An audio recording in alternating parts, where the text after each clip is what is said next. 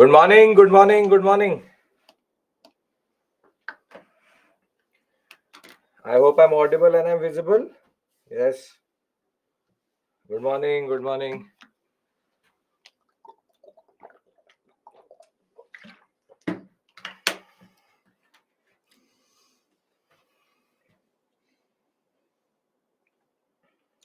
Well, we wait 2-3 minutes. Then we start.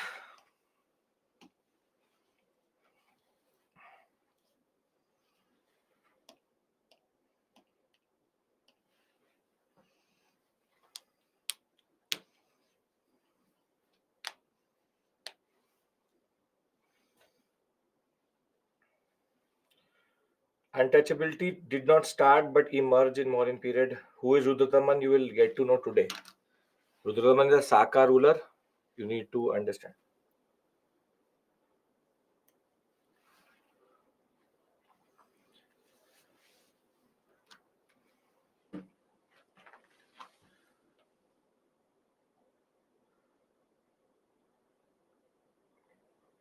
Ishan, after class today.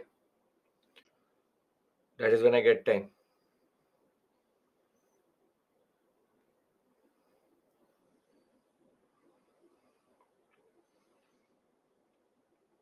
We didn't complete megalithic topic.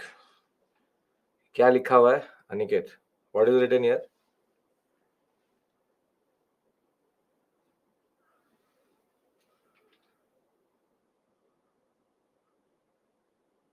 We don't have to come. Mimamsa and all is art and culture. Is art and culture. 6 schools of philosophy will do it in art and culture.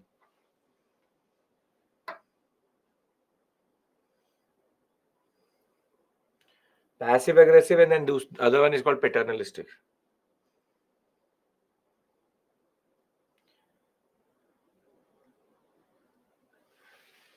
That's first class. Chandragupta Maurya was first one to consider Sudarshan Lake. Yes. Ice Age is not megalithic. It's Paleolithic and Mesolithic. No, no, Ilma. Mesolithic. Megalithic is a totally different thing.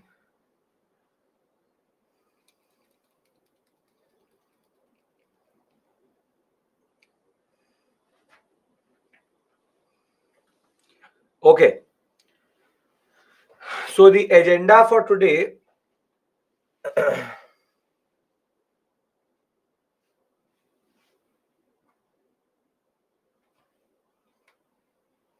What do you mean by that? Someone gave me 10 questions, I was able to do 7. Where we are lagging? How am I lagging if you're not able to solve 3 questions? Meaning, what do you mean by that?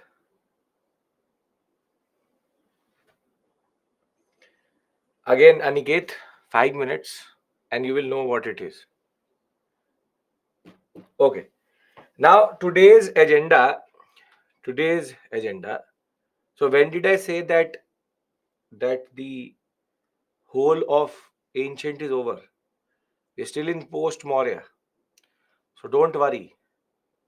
2 more classes we need for ancient. And then we go into medieval. Now, and it will never be that you will be able to solve all 100 questions in the examination.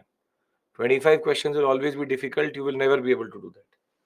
So if you're getting 777 out of 10, that is already 70%. That is what is needed. Irrespective of what the questions were, I don't know. But the point is 7 and 8, you're getting out of 100. If you're getting 70, 75 questions, 80 questions correct, that is more than enough. So don't have to get 100 out of 100 like in school. Okay. So today's agenda is to do 2 things. See, I've been taking the North Indian timeline quite forward. And today we have to split the timeline, wherein we will go take now a Southern Indian perspective and bring these two together. Thereafter, we have to discuss what are called post-Mauryan dynasties, under which we have to discuss Shunga, Shaka, Indo-Greek, the Kushanas, the Satavahanas, and before that we have to discuss Sangam and Megalithic. This is the basic agenda for today. Again, quite a lot of political history, but interestingly connected to each other. We have to discuss Saka era. We will discuss Vikram era. This is the basic agenda. Now, for module number 5, you have the R.S. Sharma 3 chapters. You can or cannot ignore the megalithic section of chapter number 22. If you want, you can do it, but totally your call. But now what I have to do is first explain you something very important, which is the timeline. One part was not revealed to you. Now I'm going to do that. Ashoka captured power in South. That's why we read North with South India. No, that's not true. I have not revealed one aspect to you, and that I'm revealing now, because megalithic is not contemporary to Mauryas. It is contemporary to a period before that, the Vedic age.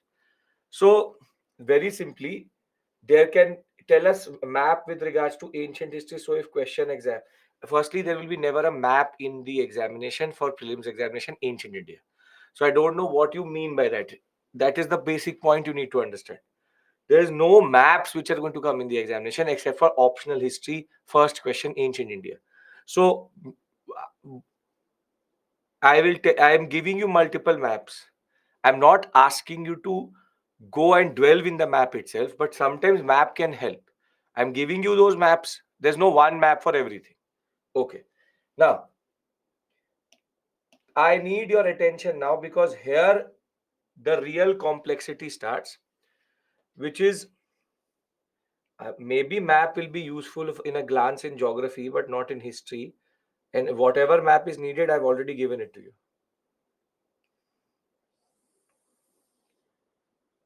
What is useful and not useful, don't worry about that. Okay. Now pay attention here. There is a certain sequence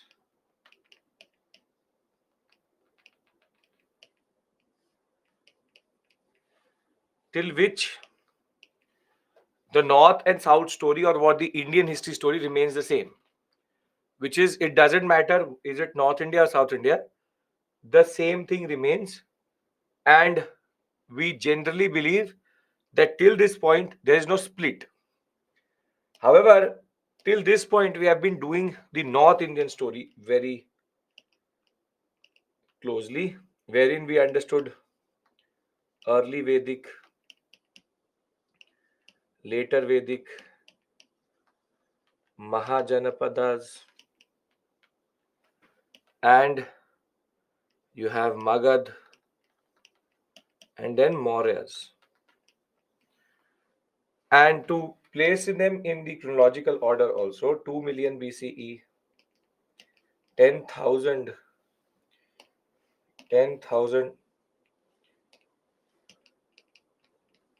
BCE,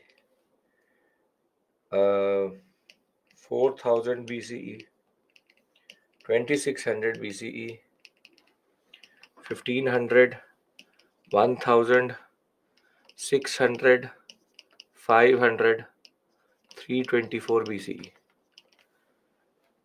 Now, whilst this was the case, this was the timeline which you are following today, or following till today, we now have another whole set of periods or something related to South India, which we have to cover today, which is understanding what is called the megalithic phase. Megalithic phase, wherein spanning between 1500 BCE till 300 BCE, and then from 300 we have what is called Sangam polities, which are Chera, Chola, Pandya. This will span between 300 BCE to 300 CE. So 600 years history is Sangam polities. So the megalithic phase is basically in South India. Something which is linked to is contemporary to the Vedic, but goes on till the rise of the Mauryas. So whilst all of that is happening in North India, in South India something very interesting is happening. We don't have we have the non-Harappan Chalcolithic cultures, but they are not very conclusively leading to civilizations. Rather, they lead to certain cultures which we call as megalithic because of their characteristics. And there's a very interesting peculiarity again in South India. Where is the Iron Age of North India placed? Where do we start to see iron from? Properly iron or early evidences of iron? This point forward, iron is available. Wherein from the early Vedic period itself, we have evidence of iron, and later Vedic period, we have proper use of iron. And this is why megalithic is also the iron age of India, of South India.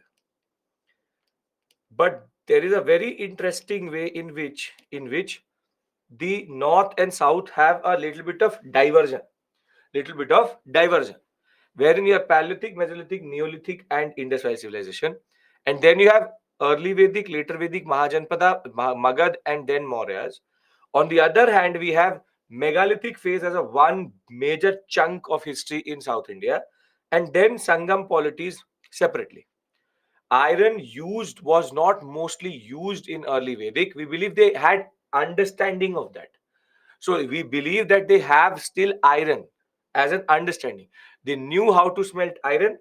They did not use it. That is their own call. That is their own call. So what I want to do now is that I want to bring both the stories together, because we are lagging in one of the stories, which is the South Indian story, which is 324 to 184.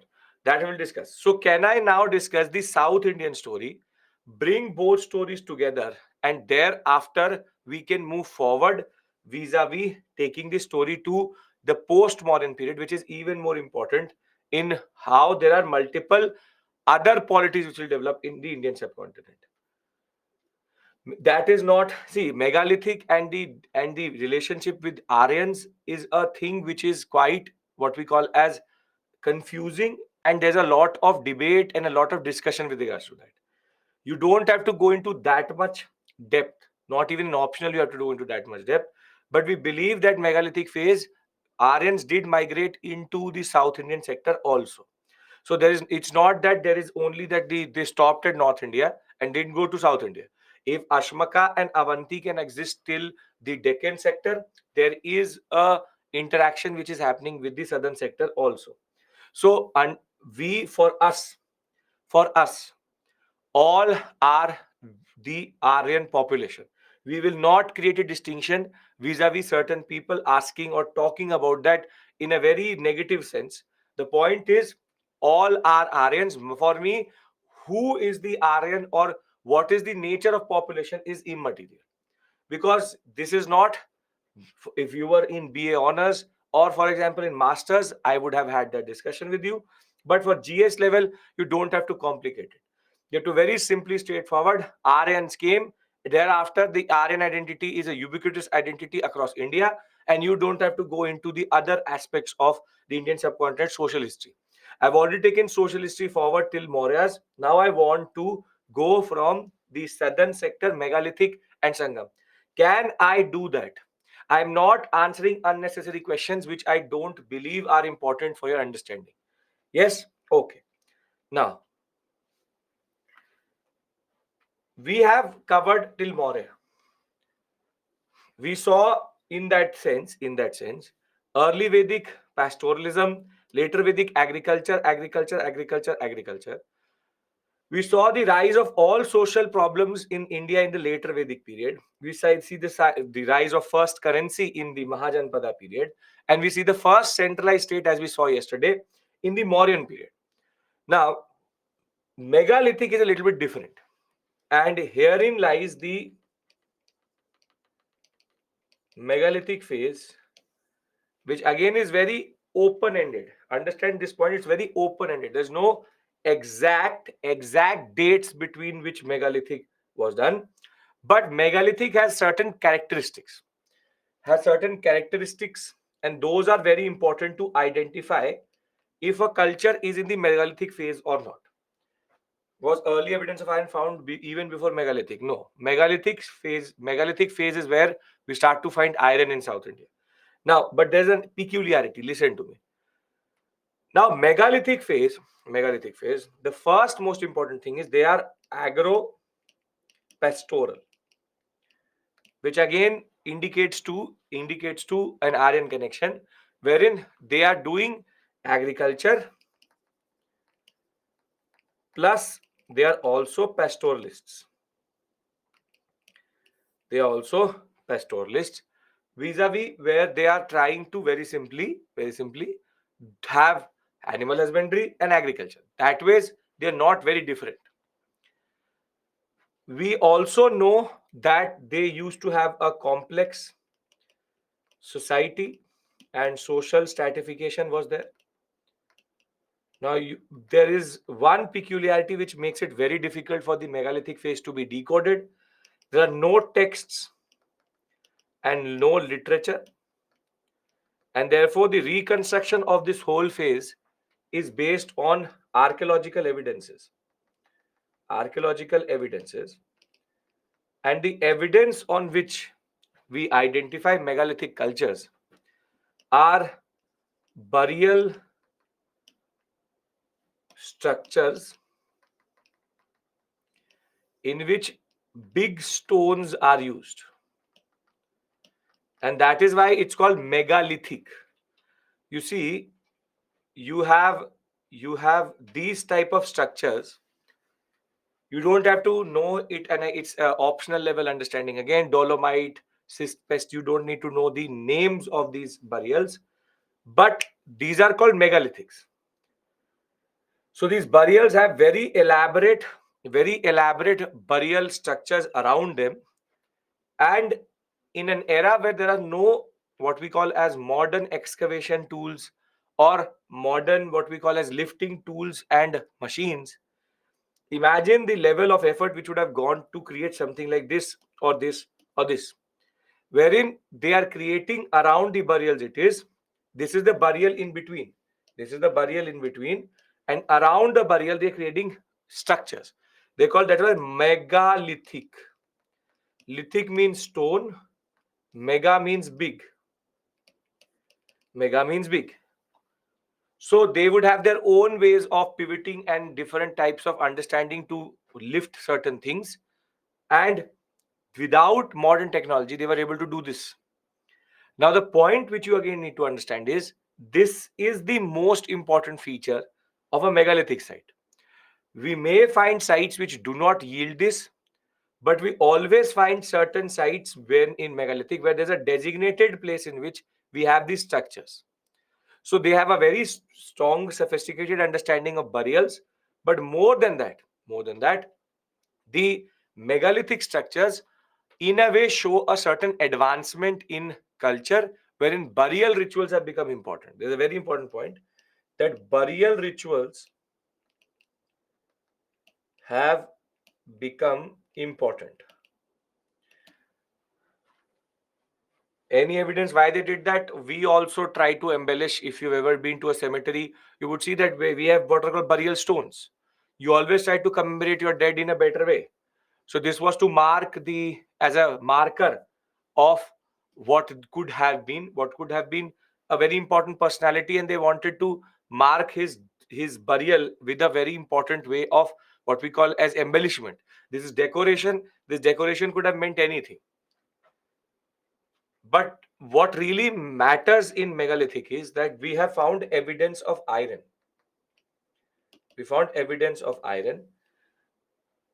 However,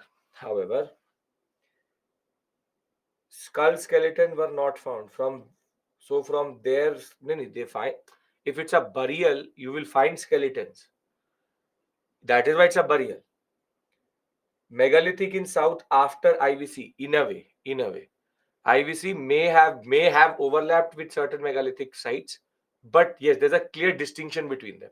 As I said, megalithic phase, there's no clarity over exact timing, but we believe that they were exactly or more or less parallel. Pay attention to this, parallel to the Vedic age. So again, you're coming from this 10-minute delay. I don't know why. I've already told you that early Vedic period, there is a contemporary in South India, which is megalithic phase. So, so what we see is that they have no trade, they have no currency. As of right now, we do not find anything. We have no evidence of economy, proper economy. It's an agro-pastoral. It's like early Vedic period itself. So they use iron, but they also have one very important peculiarity, which I want to discuss with you. Are we clear with regards to these following points? When did rituals of burning of perfume? That is quite late. Very, very late. Very late. Okay. Now, not even punch mark twins. Yes, no punch mark twins. Megalithic frequently connected with iron technology in peninsular India. Megalithic comes from the Greek word megas means big, lithos means stone. Linked to burial practices, build monuments that have one thing in common: large and roughly dressed slabs of stone. They occur in the far south, in Deccan Plateau, in the Vindhya region, Aravali region. So you'll find megalithic sites all across that whole sector.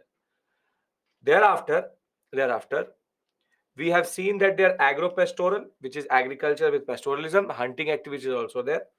And we found iron, gold, silver, copper, bronze. Basically, they knew all metals, but iron was known for sure. Now comes the most important peculiarity. The most important peculiarity of megalithic is a very interesting point. So we have no trade, no currency. Obviously, we have no idea about the state. It could have been an early, what we call as, we can say, early state formation. But again, that is a question which we don't know about. Early state formation, again, nature not known. And obviously, if it's early, there will be no taxation also. So it is basically exhibiting the whole same set of things vis-a-vis Vedic age. But Vedic age, we have defined things because we have the texts. So very simply, megalithic, you are agro-pastoral, burial, iron, no trade, no currency, only archaeological evidences, which are big stone slabs-based burials. State is early state formation, complex society, social stratification is there because its agriculture is there, and there's no text and no literature. If we understand these points, I want to move to the most important peculiarity of megalithic phases. Okay. Where can we find these burials? I told you, Deccan, Peninsular India, Vindhya, in even certain Aravali sectors, but in deep south you'll find it. Why do you find so much different in north and south? Because megalithic independently develops, and the what we call as Vedic civilization cannot go south. To Mahajanpadas don't have the capacity to go to the deep south. So there is a separate culture which is developing in the south, parallel to the Vedic age. So why so is basically of the aspect of how there's a time gap, and more than that, there would be a physicality to reaching South India, which they haven't done that. No taxation. That's it. No texts, no literature, no taxation. It says text, not taxes. No trade, no currency. There are mix of early and later. Sure, you can call that. Now, one very important thing which megalithic cultures break as a notion is a very, very, very important thing is, see, in North India, can there be iron without copper? Can there be iron without copper? No. In North India, you have IVC and then Vedic. So copper, then iron, and Also, can there be a situation in which from stone to iron there has been that straight away from stone you go to iron? You have no evidence of that. In North India, there was no evidence of the fact that it's a gradation. In North, it was first stone, then copper, then iron, which is from Neolithic to Chalcolithic to what we call as iron. This is a gradation which is given. This is a sequence which is given. But megalithic cultures break this. In megalithic cultures, there are two types of places we found. One in which you have stone, then copper, then iron. This is similar to what happened in North India. However, we have seen in certain areas, in certain megalithic sites, they've gone from stone directly to iron, wherein they've gone from Neolithic societies straight away to Iron Age. Can anybody tell me why would that be the case? Why would they skip copper, or what is the reason why copper would not be something which they would categorically go for? What is the reason for that? Yes. The reason is that they are based on iron belts. They don't have access to copper. So if you look at the megalithic sites, they are basically based on the peninsular sector, which is the most heavy deposits of iron ore. So the geographical location does not give them access to copper. Copper is more towards Khetri mines. And Khetri mines, North India, you will find most of the copper. But in the Gondwan, what is called the, if you see the sector in which they operate, this sector, this is the sector in which they operate. You will see that this is the main iron ore belt of India. The other iron ore belt is here, from which Magad will emerge, which is very, very important. But when we talk about peninsular India, copper deposits are much lower than iron. So rather than actually waiting for copper to develop from Neolithic societies, they straight away went to Iron Age because they had iron in front of them and they experimented more and were able to smelt iron more quickly. Copper as a resource is extremely, extremely rare. So the point is that megalithic cultures break a notion.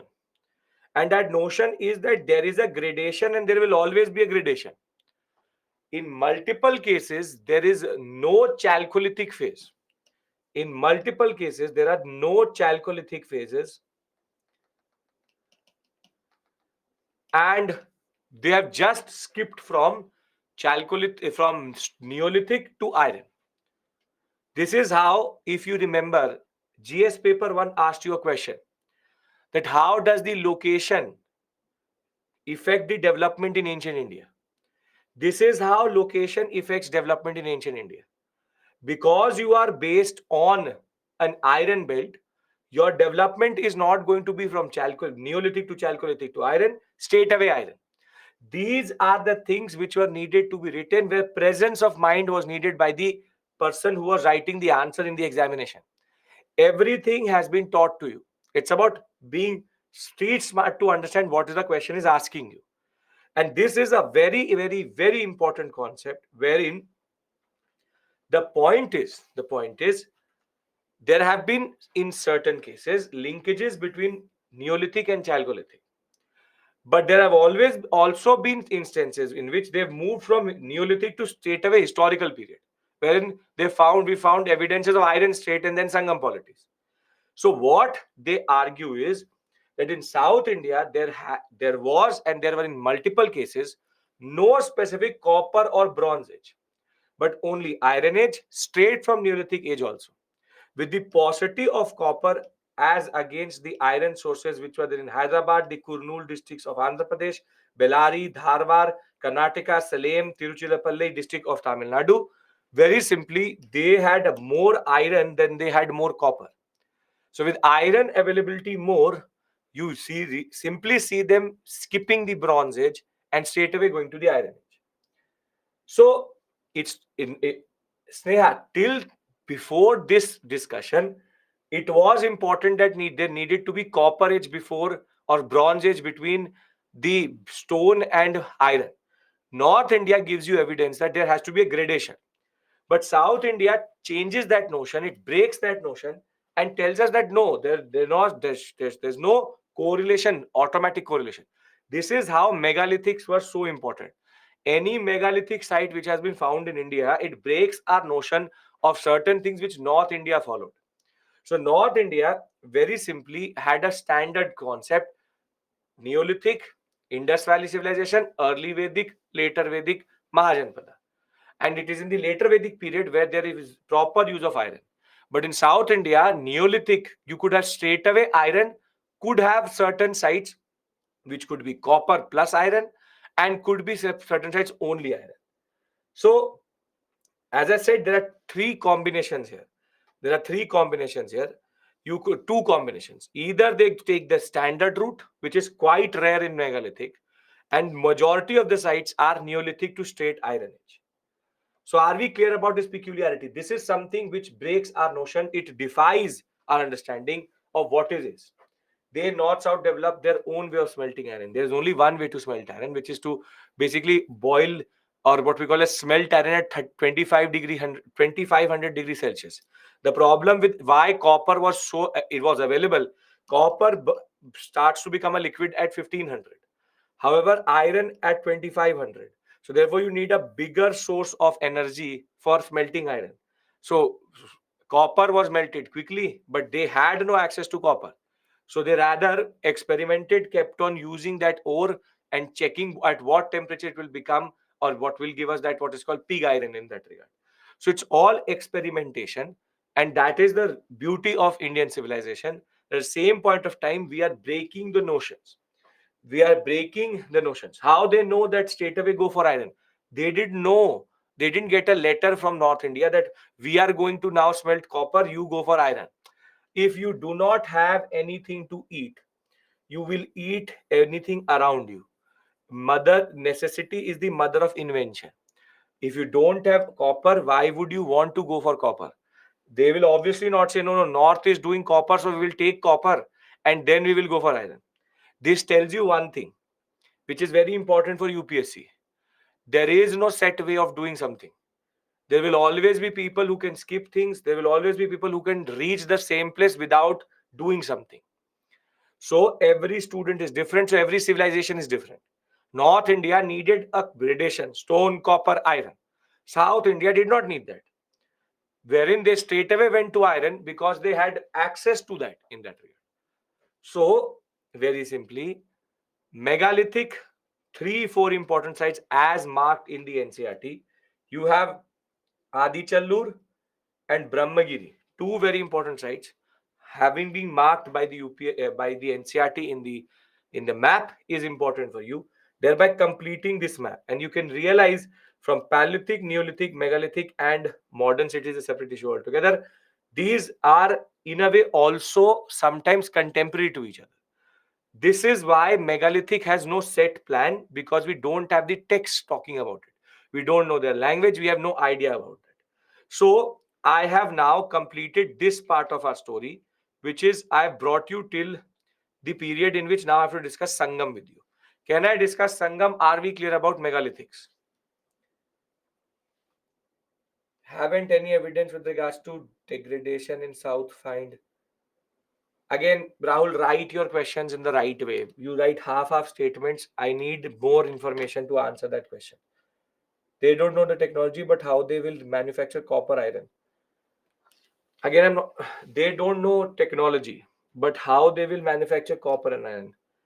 Who said that? What technology are you referring to? What the both, if you've ever, smelting iron is not happening in blast furnace.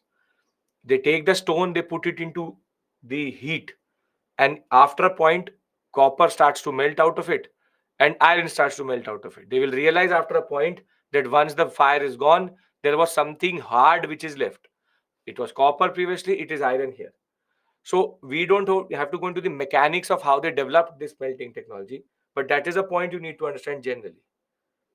Significance of this in today's era. Why again this type of question? I don't know. What is the significance of this in today's era? You tell me. That megalithic phase was important in South India's development. I am not getting why do you bring in these polity type questions into history? I don't get it. Polity, this economics, and this current affairs type questions. You are what you are because of this. That is the significance. You are what you are is because of this story. Whatever you are today is because of this story. This is your significance that is. So please keep, there's a division in, there's a way you study each subject. There's no question in which they will ask you what is the relevance of Mahajanpada societies today. That is not the type of question which will be asked in history, because history works in chronology. Chronological order is important, and randomly nobody is going to say, okay, tell me how Neolithic societies helped us develop today. So everything what you are today is because of Neolithic societies. You want to see this? Trade may be happening, but no evidence has been found. Again, Deepika, there could be, see, try to understand one thing. There could have been a language which they spoke. There could have been texts. They have not survived. So please understand this point, that there could be that they had this, but we don't have evidence of it. I'm not, after a point, maybe they will yield something. Till this point, we don't know what language they spoke. Maybe they have a language which was basically early Sanskrit or had something related to Sanskrit, and we don't have that connection. Understand one thing, when you are based on archaeological sources, you are very limited to it. That is one point you need to understand. You have limitations because archaeological sources give you a lot of things which don't really are very conclusive in that way. It's a historian sitting there understanding and trying to link the dots in that sense. Haven't any evidence of copper bronze found in megalithic. They again, yeah, did I say that they have found no copper? In certain areas we have found copper, in certain areas we haven't. So listen to what I'm saying. This is what I said yesterday also, that either you are distracting and doing something in the side, and then I say something and then you ask me the same thing again, which only wastes the time of the students who are listening to me actually very closely. So are we clear with regards to this? This much time is not needed for megalithic. This much time is not needed for megalithic. Megalithic, as I told you, this mind map gives you all the basic characteristics, which are basically a mixture of Vedic and not and earlier later Vedic, and they have a peculiarity. Can I go to Sangam polities and can we move on? In this story, I have completed megalithic, and now you know the story of megalithic. Can we move on? Yes? Okay. See, this is the problem. Don't try to complicate your own journey, because I am trying to simplify it, you are trying to complicate it. So we are working in other directions. That should not be the way. I can very simply give you a whole list of megalithic sites, 100 plus, and ask you to learn it. But when I'm not giving you that, there's a reason for that. Because I don't want you to die here itself. I want you to move and understand the larger picture of ancient India, of medieval India, and then you will realize that this is a non-significant phase vis-a-vis what we have to study further. Now, megalithic leads to a phase which is called Sangam polities. Now, according to the Sangam literature, this is basically the Vedic age of the South India, because what is the principal source of writing the history between 1500 to 500 in North India? What is the principal source of writing the history there? It is the Vedas. In the same way, in South India, it is the Sangam literature which gives us the snapshot of 300 BCE to 300 CE. 2nd century BCE to 2nd century CE. Somewhere you will see 3rd century BCE to 3rd century CE. But this 600-year period, all history has been taken from the Sangam literature. Now, while the Vedas are only 4, it is believed that in Madurai, under the Pandya rulers, there are 3 polities which embody the Sangam polity or are referred to in this literature. Chola, Chera, Pandya. And the Pandya rulers called poets and scholars Sangam. Sangam means meeting. And in these meetings, the Sangam literature was written. So basically, it is 3 very important, 3 very, very big Sangams which happened. And in those Sangams, they wrote the Sangam literature. The Sangam literature, thereafter, whilst referring to other things also, refer to 3 political formations in South India. And this is attested by one of the contemporaries of the Sangam polities, which is the Mauryas. The Mauryas also refer to 3 polities in South India, but rather than using Chera, they use Chola, Kerala, Putra, and Pandya. So, very simply, poets and scholars. The point is that you have multiple Sangams happening in which Sangam literature is produced. Sangam literature, which is Tamil literature, by this point of time, early Tamil has developed. Early Tamil literature is very significant for writing Chola Chera Pandya history and then again plugging that gap between 300 BCE to 300 CE period. Now, earliest Tamil literature is called Sangam literature. It was standardized by an academy of scholars and poets maintained by the Pandya rulers at Madurai. It tells you the history between 3rd to 3rd century BCE and CE. And this literature tells us the 3 dynastic histories of Chola, Chera, Pandya. But the first question is, what is this literature? You have the 4 Vedas, but here it is a mixture of a lot of different texts, wherein you have some early works, you have 8 anthologies. Anthologies means stories which glorify someone, what is called Ettugotei, and there you have 10 short poems or what are called idylls, the Patu Patu, and thereafter you have 18 minor works and 5 epics.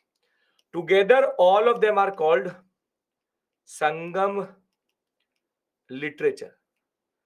Now, you need to know what these literatures are. Before you know that, Madurai, Kapatapuram, and Madurai, 3 Sangams happened, chaired by 3 different scholars, and it is out of this that the Sangam literature was produced. The Sangam literature was produced after these 3 Sangams happened under the Pandyas. Now, what you need to know is what are the books which were written and what are the most important books. This has come in the examination from time to time because the terms and the terminologies are peculiar and are very significant. They have been sprinkled around to basically trouble the students. So you need to know the texts which together are called the Sangam literature, and Sangam means meeting. Yes.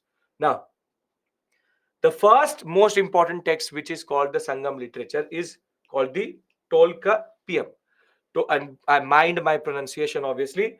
Tolkapiyam is a text which deals with the earliest grammar. So earliest Tamil grammar, how to read the Sangam literature, is given from this book, and the author is Tolkapiyar. You have to learn this. There is no running away. A very significant discussion. This can help you solve 50% of the questions because these are the texts which are mostly referred to basically derail the student vis-a-vis adding certain Jain and Buddhist texts and then adding Sangam texts. Then you have Madurai Kanji. This is the one which talks about a very important port in South India, which is Kaveri Patnam. How Kaveri Patnam developed as a very important port in deep south for trade and commerce, because now Sangam polities will have a very flourishing trade with none other than the Roman Empire. The Roman Empire, which existed in the European sector, the Romans knew how to come to India via maritime route, and they knew how to come via ships, and they always used to land in this political setup.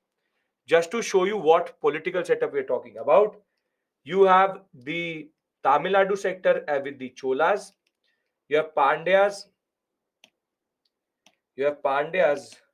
which are controlling this sector, and you have the Cheras which are controlling modern day Kerala, and they have their own very important ports, and that way this is very important.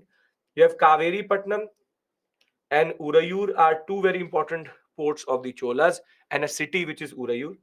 Then you have Madurai, Korkai. Korkai came in the examination, and this is always, they always quote certain areas of the South Indian sector. And then you have the Mujri sector, very important, along with Tondi. These are two very important ports of the Cheras. And it is believed that Pandyas used to supply to the world the most important thing, pearls, because in this whole sector, you have a lot of pearls which are found. Cholas and Cheras were giving them spices, and they were known across the world. So the area which we are talking about is now considered one. This period is also considered very, very prosperous, and the presence of Roman coins actually tells us that the Sangam polities were actually connected quite properly with the Roman Empire, and that is why the story of these cities become very, very important. Thereafter, we have the text called Murugarappu Parpadai, which is basically a praise of the god Muruga, which is a powerful god in Deep South at this point of time. Then you have Palamole or Palamoli, which is day to day rituals of Brahmins. Now, this is a very, very important text. What does Palamoli indicate to us? What does Palamoli indicate to us? Think with your analytical mind. Palamoli is talking about day-to-day rituals of Brahmins. It would be indicative of what coming to South India. Very good. This would indicate Varna system and Vedic Brahmanistic practices, early Hinduism now percolating into the Indian subcontinent in the deep south. This is a very important text because it refers to and gives us the evidence of multiple things which we did not know existed or not.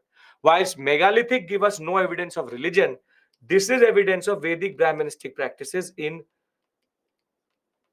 South India.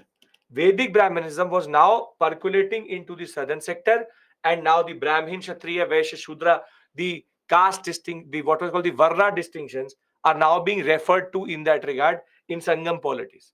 And this is a very, very significant understanding. But the text, which is even referred to multiple times in our budget session, and the finance minister loves to quote this text, it is called the Thirukaral by Thiruvalur. This is the book on ethics. It's an ethics, moral, and values book, and sometimes also called the Bible of Sangam literature. Basically, it is a text which gives you a lot of proverbs, and it gives you a story of how one should conduct oneself. This text is very, very important because, again, it is quoted every budget. If you've ever seen the raw copy, if you've ever seen the raw copy of the budget, every budget chapter starts with a quote from this book itself. So this is a very, very, very important text, which is there is a hard copy also. Red tablet is used, but yes, there are hard copies also which are circulated to everybody. But that's a separate issue altogether. Your issue is different altogether. Can you tablet use करते हैं छुएंगे कैसे? नहीं, that's not the point. Every chapter of the budget in the tablet also, Indian budget, you will have a quote. You can go back to any budget, this year, last year.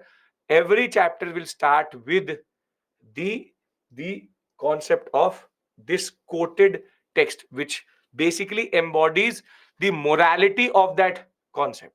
That what were they trying to do it?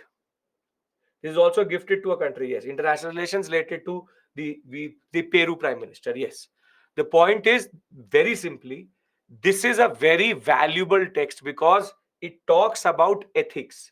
It talks about society in a way. It talks about morality.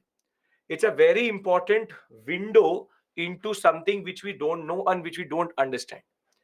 Thereafter, we have the last three, which is the three epics which are very important, which is Shilapatikaram, which is a story of Karikal Chola and how grandson of Karikal Chola and how the Patani cult started in South India.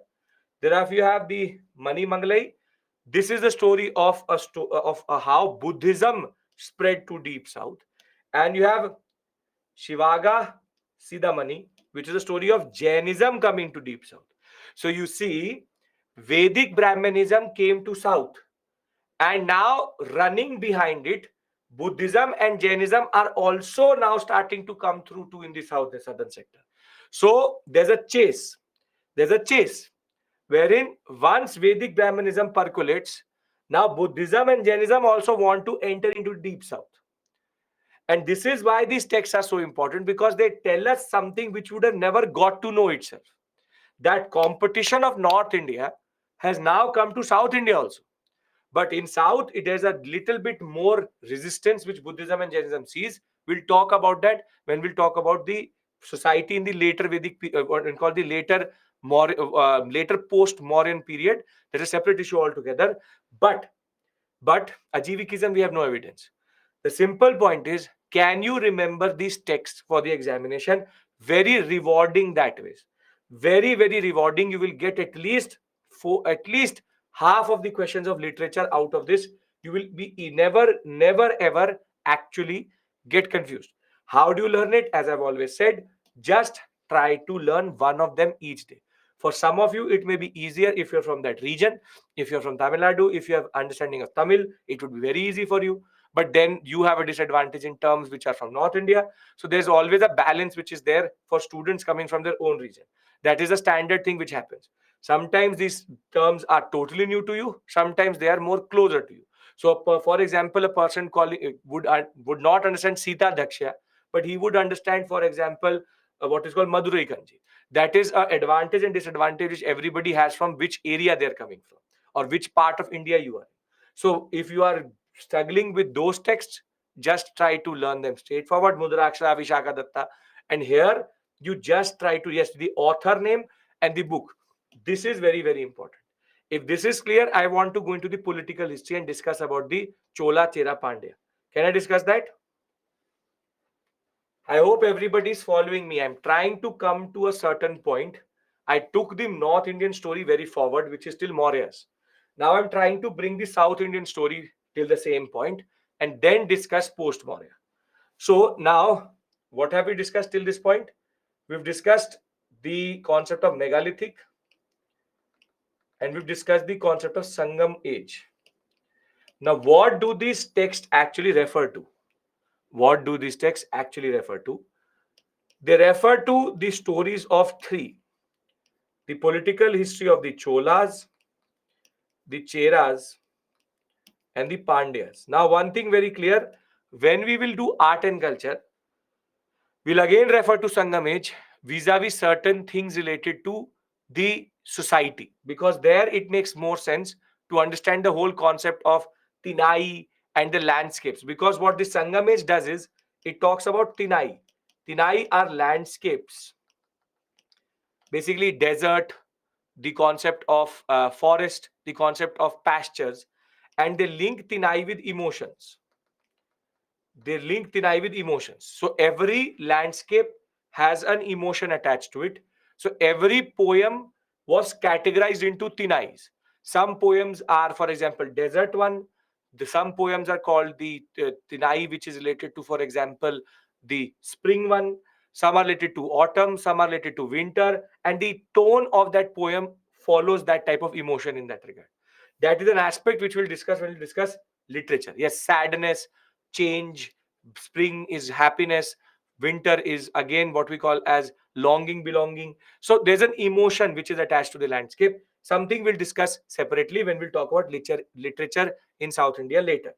Here we what I want to do is the political aspect, which is Chola, Cheras, Pandyas. Now, before you start to ask me, before you start to ask me, where is Rajendra, where is Raja Raja, where is this and that, there are two Cholas in Indian history.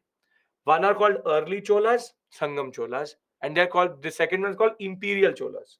So your Raja Raja Rajendra are not early Cholas. They are the Imperial Cholas, which is basically the concept of what we in the post Gupta period. So that is going to come in the medieval discussion, not right now. Now, Tinai, as I said, is poems are divided according to emotion and then put into a certain landscape so as to embody that emotion. I will discuss that aspect with you later also. Just remember this point. Tinai is referred to landscapes, landscapes refer to emotions. Standard thing. Now, when we talk about Chola, Chera, Pandya, each are referred to with certain important rulers. And for us, one thing is very, very good. We only have one or two rulers who are referred to properly. So you don't have to learn. Early Cholas was Sangam Cholas, yes. We don't have to refer to a lot of political history here. For example, you have the Pandyas. Pandyas are the ones who are also mentioned by Megasthenes because he went to the deep south and called it the kingdom of pearls because it was famous for pearls itself. The capital is Madurai, a very prosperous and important city. And we know that Roman Empire had a very good connection with them. And even Augustus Caesar and Trojan, two very important Roman emperors, actually refer to Pandyan kings and their pearls. In the Ramayana and the Mahabharata, in the text Ramayana and Mahabharata, we have reference to Pandyas again. And the most important ruler here is Nadun Jalian. Nadun Jalian, only one. And he has been seen doing Ashwamedh, which now tells you that the later Vedic notions of ritualized kingship have also now come to South India. So South India now is not immune to what the Mauryan Empire is giving it. And pre-Mauryan, there's a lot of percolation from the north with regards to society and culture. Then you have the Cholas.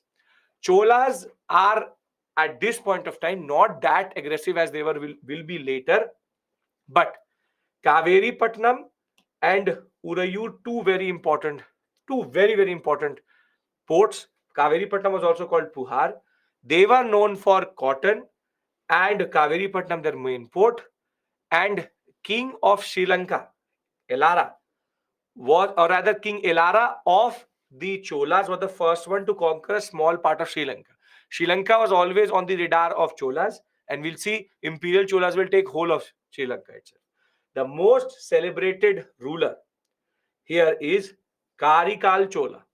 Karikal Chola is the one who also developed a dam which still today stands, which is the Kaveri Dam, which is called the Kalani Dam or the Grand Anicut at Srigangam. This is a very important personality. Karikal Chola is considered a very important personality in this sector for his construction activities and for dams which still today stand, which were constructed close to 2,500 years ago, which is very, very significant that way and is a testament to the construction of this period itself. Thereafter, you have the last Cheras. For them, their capital was Vanji, but their most important two main ports are called Muziris and Tondi. Muziris is always in the news from time to time because there's a lot of Roman evidences here, a lot of Roman evidences. Two regiments of the Romans was there in Cheras because Cheras faced towards the Arabian Sea. That is why they are important for the Romans. And even there's a temple of Augustus Caesar at Muziris. Basically, the Romans saw that they were actually worshipping gods, and for Romans, Augustus Caesar was a god-like personality. So they built a temple in the name of Augustus Caesar, which still today stands. Here, the most important ruler, their early rulers, which is Udian Geral, is referred to have even in the Mahabharat, wherein Mahabharat he would have fed the armies in the Kurukshetra war itself. But their greatest ruler is Senguvatan or Red Chera. He is the one who started the Patni cult or goddess Patni cult in South India. Now, here you don't have to get caught up in too much. Only certain terms and certain names have to be referred to. I will revise that with you before I go into another important discussion. Here, you have different words which is used for administrative technology and for king. So you had different words which are used for the king itself. You had Purohita, that is quite simple. Dutar is again very simple. Senapati are again very simple. Orar you can remember because it's a spy. And Amiachar is for minister. These are two ones. You don't have to pronounce it, you have to just identify it. So it doesn't really matter if you can pronounce it or not. The next set is that there is also a way in which they divided the whole city or the whole area, which is Mandalam, Nadu, Ur. So town was Ur, then you had Nadu, then you had Mandalam. Small village is Sirur, big village is Perur. And you had Puhar as a harbor area, and a term which is still today used, which is Patinam. If you have Nagapattinam, Kaveri Pattinam, Pattinam is added, it will has to be a coastal town for sure. And again, you can see that there are different revenue taxes which they are taking. For example, Kerai, land tax, standard.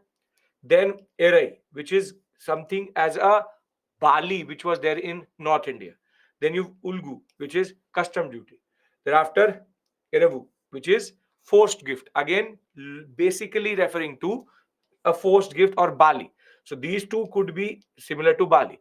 And there you have Veriyar, tax collector. I can't help you with this. You have to know these terms. It is a given, it is important. Now, if you take a proper stock taking of what has happened till this point, you have to remember Karikal Chola, Nadunajelian, Senguvatan, Chola Chera Pandya, Mujrish, Puhar, Kaveri Patnam, Urayur, and the concept of Madurai. And you only have to know the names of the Sangam polities. Other than that, you need to remember the Sangam literature, and megalithic, you just need to know the peculiarity. Or Tondi also, yes. So can we now that I've brought both the stories together, can I have a very important discussion with you vis-a-vis timelines? And then we can take a break and start with the Shungas. Can we do that? Are we all on the same page with regards to the discussion we've done till this point? Because I've just brought in both the stories together. That was the only purpose of this discussion, which was to bring the stories together. Now I want to go forward. Go forward. Okay, perfect. Now, when we talk about the post-Mauryan dynasties, this is a favorite topic of UPSC because there are 6 different polities together. 6 different. And what happens is that if you don't understand the sequence, you will actually never be able to understand any of the questions itself. And it is very significant that first you understand how they are placed. Now, a very natural question which will come from you is, what happened to the Mauryas? So Mauryas, every civilization declines in the same way. Every culture declines in the same way. Every dynasty declines the same way. It's the standard recipe which you will see throughout your life. Throughout your life, every dynasty declines in the same way. And the recipe for how it declines is simple. It's very simple, which is that what you need is a pan of weak successor. Then the flame of economic crisis. And what will you will get very simply is you will have to add a little bit of administrative issues, plus you have what is called as fiscal issues. Then you add external pressures. You can add even the concept of what we call as military mistrust. which is again basically administrative issues only. You can add a little bit of corruption. And when you start to toss this whole thing, external pressure means invaded from outside, this and that. When you start to toss this whole concoction which you have, or this pan, and you add a little bit of salt, swad anusar, if you add what we call as internal or external personalities, which are very important, you get a proper recipe for decline. In every decline, certain factors will be different, but that concept remains the same. The concept remains the same. There will always be the same things which will always lead to decline. And no empire is different. No empire is different that ways. There will always be economic crisis. There will always be weak successor. There will always be corruption. There will always be economic administrative issues. There will be personalities who are influencing it. They will be creating pressure also. Military mistrust will develop, and fiscal crisis. And if you bring all of these together, you have a proper recipe for decline. It's a standard thing which happens. And no dynasty, that is why if you've seen, I will not teach, and in a way, I don't teach decline of any dynasty, because it's the same old story. If you make all of this together, you will get decline for the Mauryas, the Guptas, any dynasty, you will have the same concept. Now, for the Mauryas, the same is true, wherein Ashoka was very powerful, but all the rulers after him were more or less very weak. Second, the biggest pressure which they had was because Buddhism was dominating. There was a frustration which was rising within the society itself. And how does the Mauryan dynasty decline? Is when Brihadarath is killed by his Senapati named Pushamitra Shunga. Shunga is basically a Brahmin, ironically, a Brahmin who was working as a Senapati. And he will kill Brihadarath to destroy the empire itself. Weak successors and strong successors are not formed. They are assessed like that. Somehow every very major ruler will always be followed by weak successors, because that is how human nature works, wherein you will always have very towering personalities, but thereafter things will start to go down. So Ashoka did not have any internal conflict. It was a natural death he had. It is Brihadarath who gets killed, and all these issues emerged and were there when Brihadarath died. Can we talk about post-modern dynasties if your basic recipe for decline is clear? Because what you will do is you will say, sir, what happened to the Mauryans? This is what happened to the Mauryans. This happens to everyone else. Military mistrust, which is that you can't trust the military. So here the issue was mistrust only, which is the Senapati is killing the king itself. So this is a standard thing. Now, now, now pay attention. 10-15 minutes I want to have a discussion with you. This could be significant for your understanding for whole of ancient India, in order to understand the story. Why he killed? Because he got frustrated by his politics. He was promoting Buddhism too much. He was not able to manage economic crisis. He was not giving salaries to the soldiers. Rashika, standard. Everywhere it's the same story. Har ghar, every house is the same. Every empire is the same when it comes to decline. Okay. Now, now pay attention. North India, South India. The period between 300 BCE to 184 BCE, in North India you have the Mauryas. In South India you would have whom in between this period? 300 BCE to 184. Very good. You'll have Sangam polities. Very good. And when you go to this period, this is where the things start to become interesting. 184 BCE to 150 BCE, we see the rise of three dynasties which succeeded the Mauryas. One is called Shunga.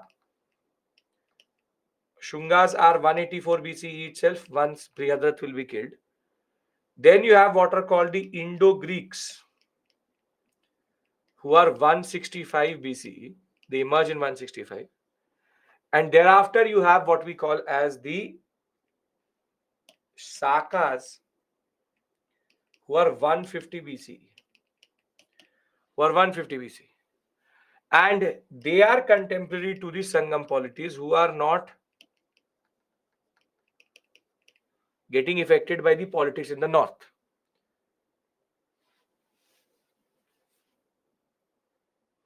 Yeah, Chandragupta was killed by Dhanananda. Yeah, Dhanananda. Yeah, same way. In a way, it's the same type of concept.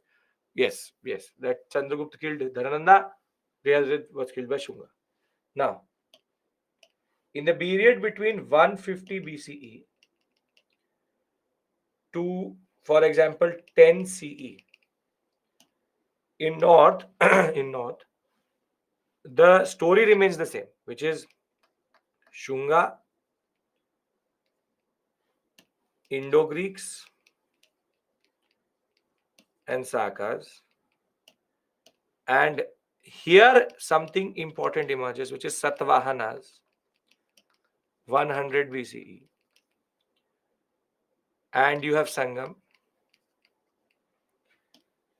And in the very significant phase between 10 CE to 300 CE, you have Kushanas, who emerge in 75 CE. 75, 30, yeah, 75. Sometimes we refer to them in 30 also. Let me see what I've given. 30. 30. It can be 30 also. 75 is the proper year. 30 CE. And you have these Satavahanas and the Sangam polities. This is basically a very important sequence which you need to know. Wherein, what is the basic sequence? Maurya, Shunga, Indo-Greeks, Sakas, Kusanas, and if I add the southern polities also, then Satavahanas and the Kushanas. The Kushanas. Sangam exists throughout all of them, which is 300 to 300. They are 165, 184,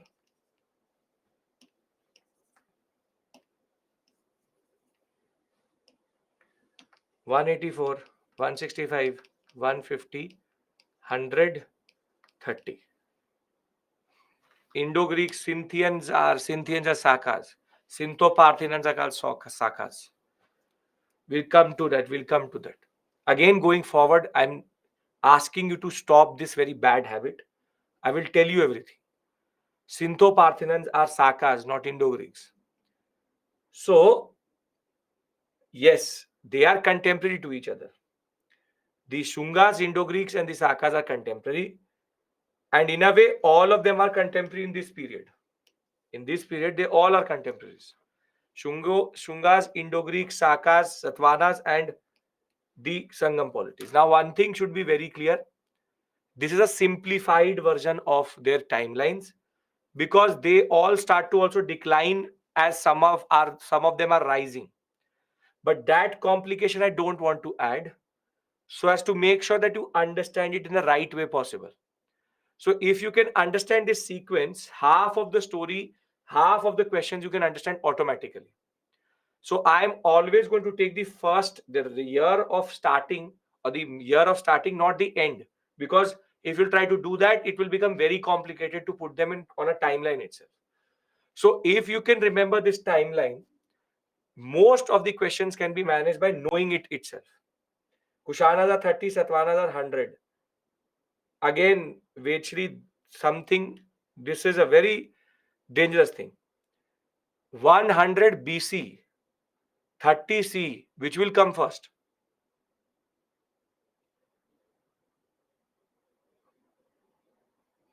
BC, then C. So 100 BC, then they came to 0, and then they went to C.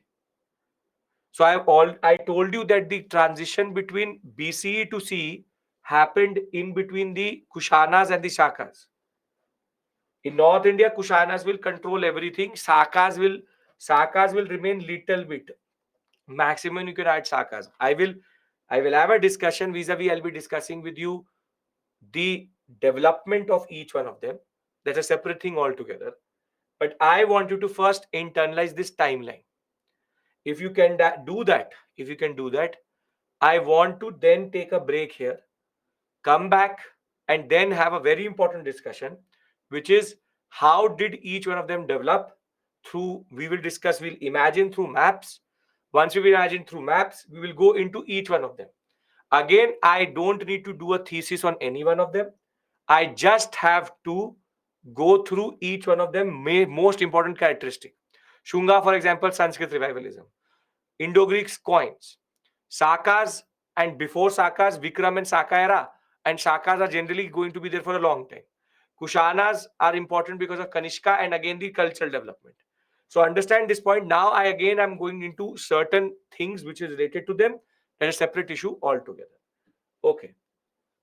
How can they be a sub part of the Mauryan Empire?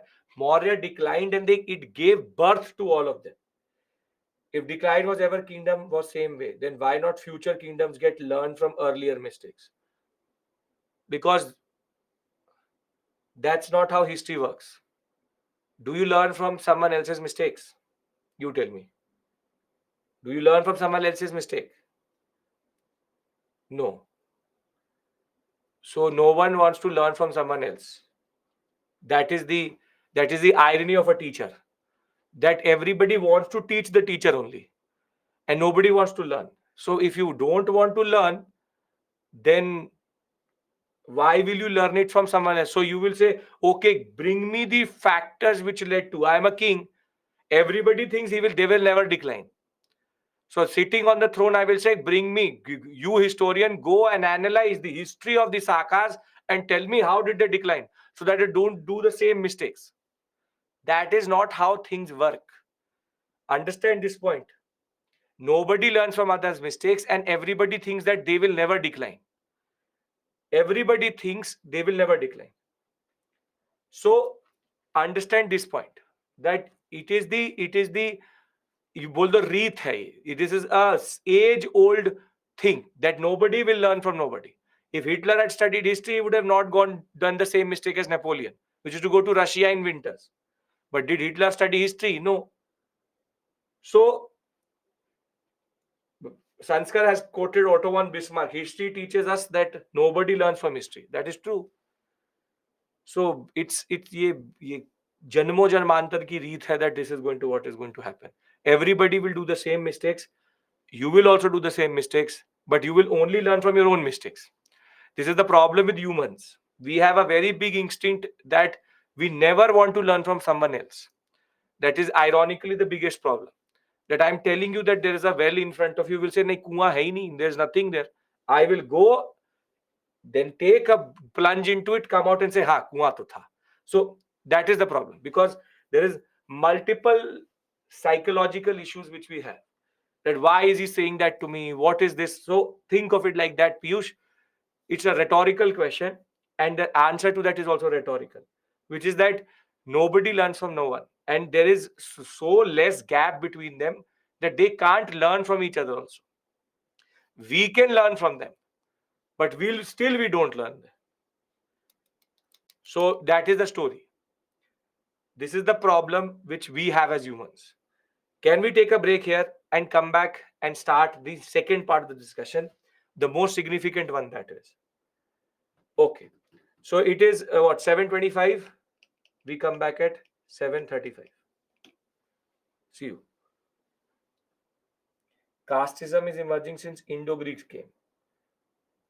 Again, Ishan, the word caste which you are using, the way you are using, is does not exist at this point of time. But yes, Varna Samskara, which is Varna proliferation, which is sometimes called caste, will start in the post-modern period. We'll have that discussion. But I know that your connotation is to refer to modern caste, which is quite different. So understand what it. I will discuss that with you also, though it is irrelevant to the whole story. What is called Varna Samskara. We'll discuss that. Okay. 7:37. Okay. See you.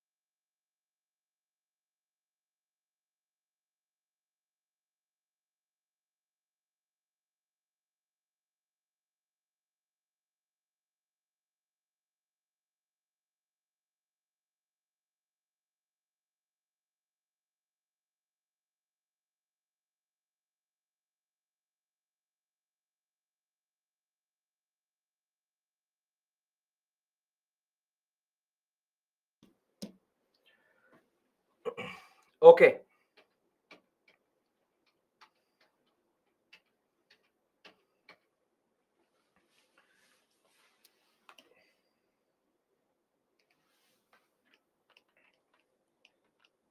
The development of these dynasties. We understand it in this way that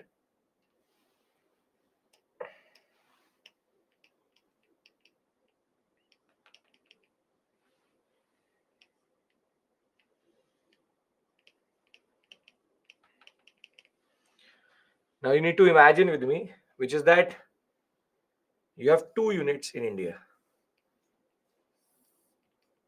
One is Mauryas, and the other one would be the Sangam polities. Sangam polities. This nobody has any issue, which we already know.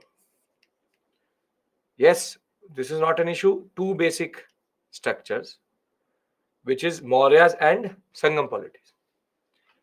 Now things will rapidly change in the period between 184 BCE and 150 BCE. To add a more comprehensive story, can I also now add this, which is Seleucid Empire? This is the basic structure which is there, Seleucid Empire. Yes. Seleucus Nicator 1, very good. Now, the first thing which happens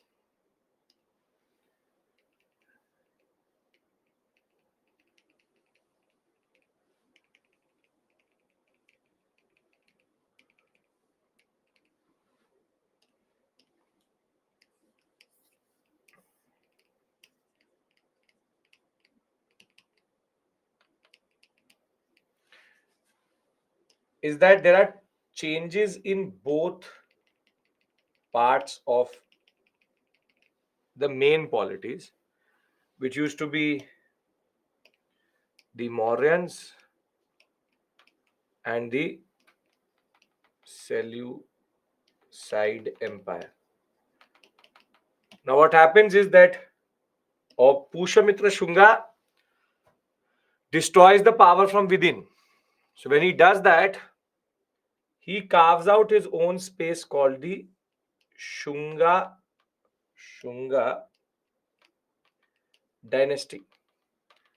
But the problem is that he is not controlling the whole of the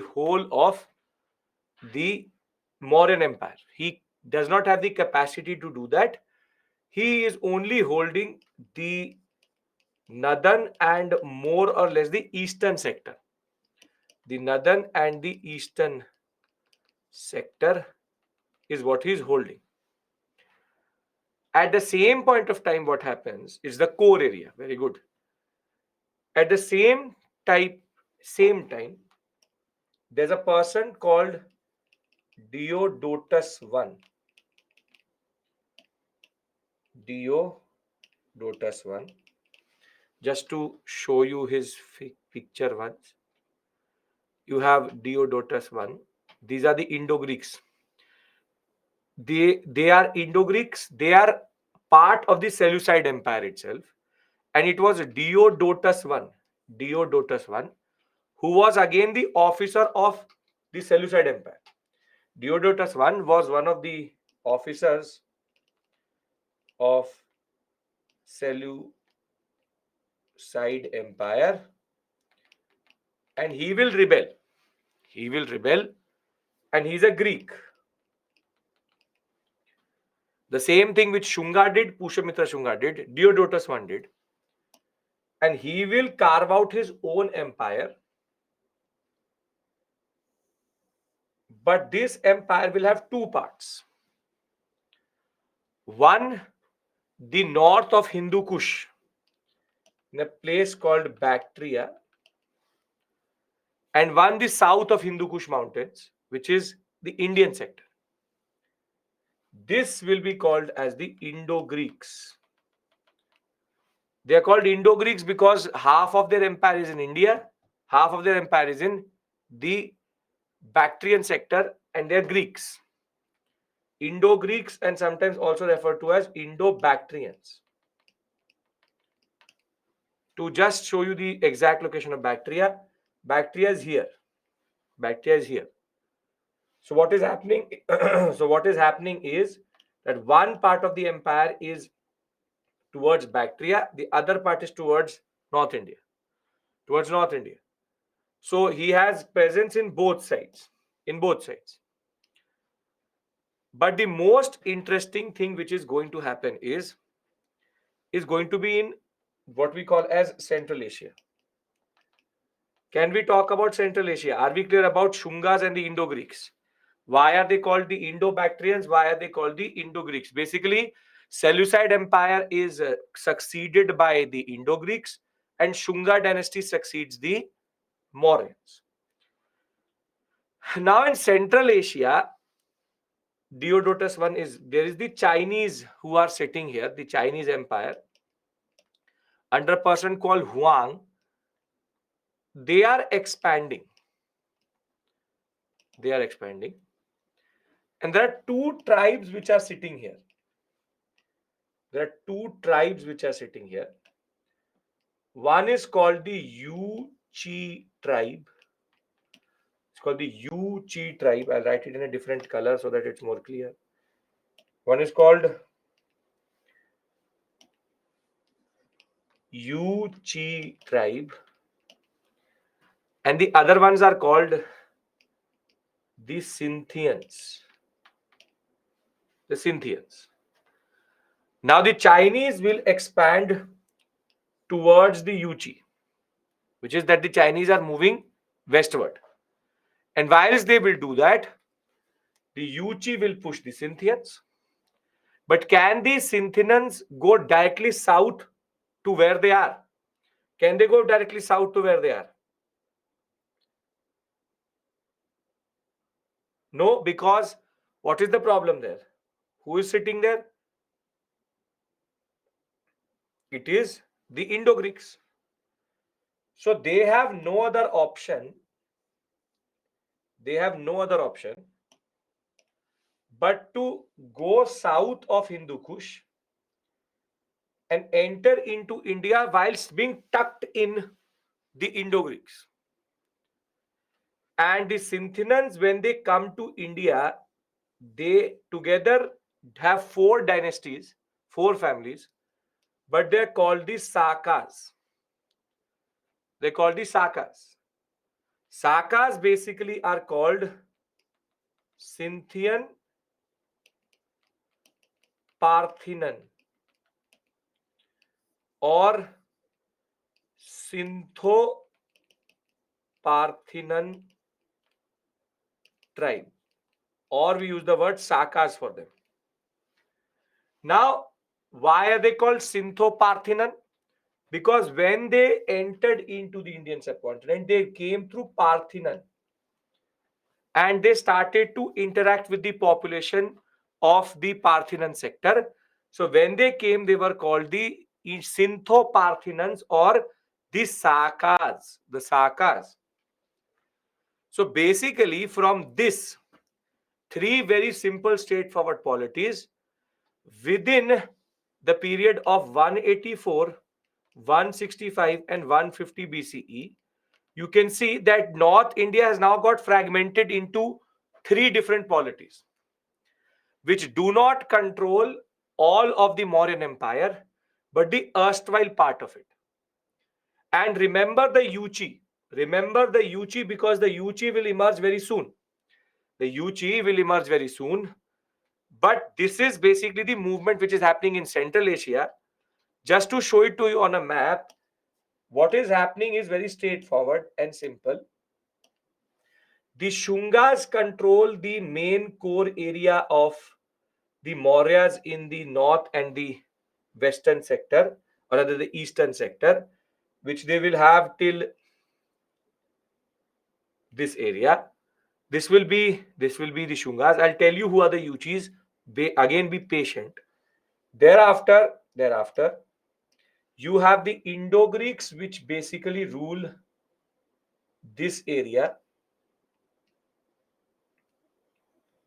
Indo-Greeks, which rule this area, and the Sakas will come from that sector and start to rule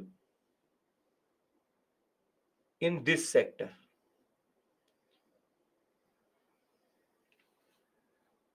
So you will have the Shungas, Indo-Greeks, and the Sakas. And the movement is like this. Yuchi will push the Sakas into this area. They had no other option but to move towards India. The Sakas were sitting somewhere here previously. Sakas were sitting somewhere here. Yuchi was sitting somewhere here. And Yuchi will be pushed, so they will push the Sakas out of this sector itself. So the Sakas did not defeat anybody. They did not defeat anybody except for one ruler of Ujjain, which we'll talk about, Vikramaditya. That is a story which is there. But the point which I'm trying to argue is there is a fragmentation in North India in a way that there are the following polities which are there. The tribal movement is because of the Chinese expanding, and one of the such tribes was the Sakas who entered into India and established themselves in this sector.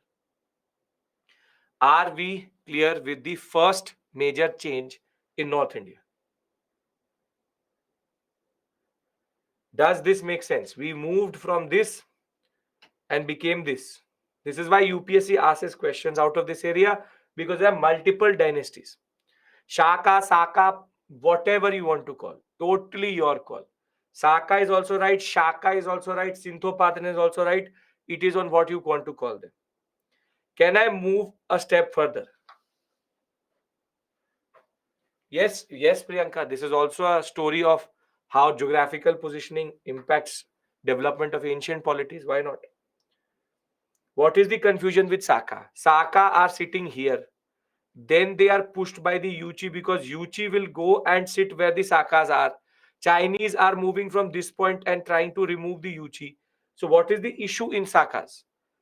It is just tribal movements. These are Central Asian tribes which have no real religion. They are tribes. They enter into India, they interact with the Parthenon population, and they become Sindho-Parthenons. So what is the confusion? You have to be clear about that. What is the confusion about the Sakas? Because I want to take the story forward to next set is, which is what happens to when the Kushanas come. The Sakas move, obviously the Sakas move. That is why came into India. Indo-Bactrians are nothing but the successors of, or he is the successor of the Seleucid Empire. Diodotus I captures power, establishes his own power. Can I move to the next set? Rudradaman is the part of the Sakas, which who will refer to him, don't worry. Okay. Now,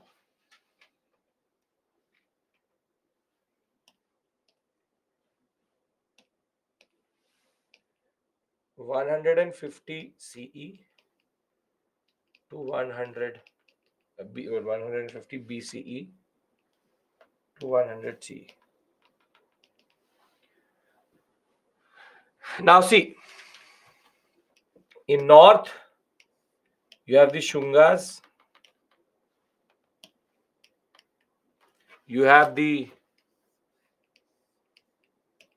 Indo-Greeks, and you have the Sakas. Now there will be two things which will happen. One, in 100 BCE,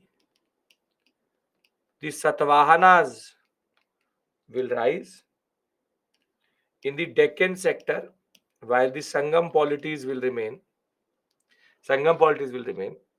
So you can see here, the Deccan sector was left. This area will be taken up by the Satavahanas. And in North India, something significant is going to happen. If you remember, I left the Yuchi here, and the Chinese were expanding. Now, this Yuchi tribe will be again forced to move because of Chinese expansion towards the west, and they will enter India and they will conquer. They will conquer this whole sector.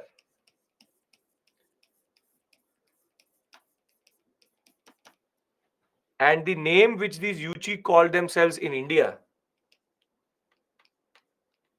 is the Kushanas. Is the Kushanas. So basically, when I was referring to the Yuchi, they were nothing but the Kushanas. The Kushanas, their original identity is called the Yuchi tribe.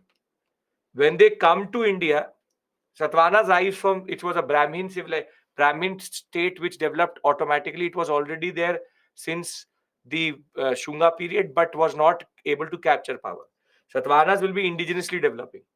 But the Kushanas again will be the ones which will come and conquer by 30 CE, the North Indian sector, and establish themselves as the most important power in North, leading to only three people being there: Kushana, Saka, Satvahana, and Sangam, if you add Sangam also.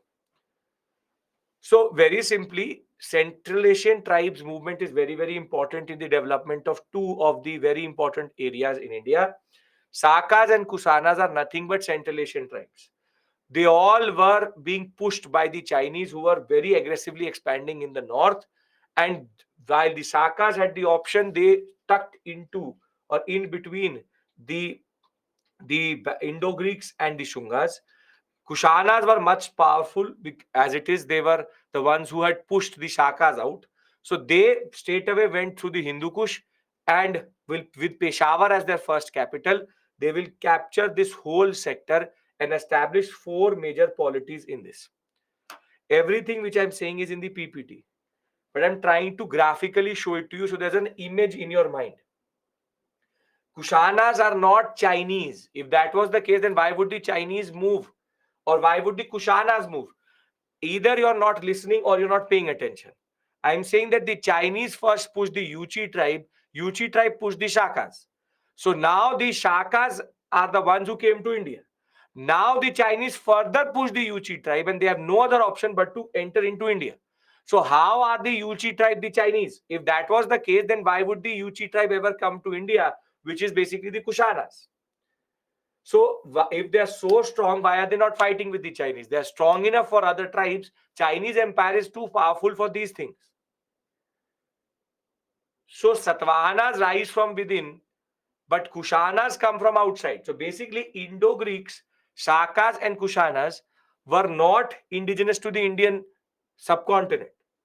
Kushanas came as the Yuchi tribe, Shakas came as Sintho-Parthians, and Indo-Greeks were the part of the Seleucid Empire previously.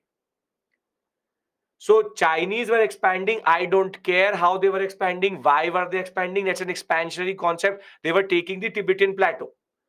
But what matters is that the movement of these tribes impacts the Indian subcontinent. So the Kushana ancestry is actually the Yuchi. So when I was telling you, basically in this, the Kushanas and the Shakas are sitting in Central Asia. The Chinese push the Kushanas push the Shakas. Shakas enter India.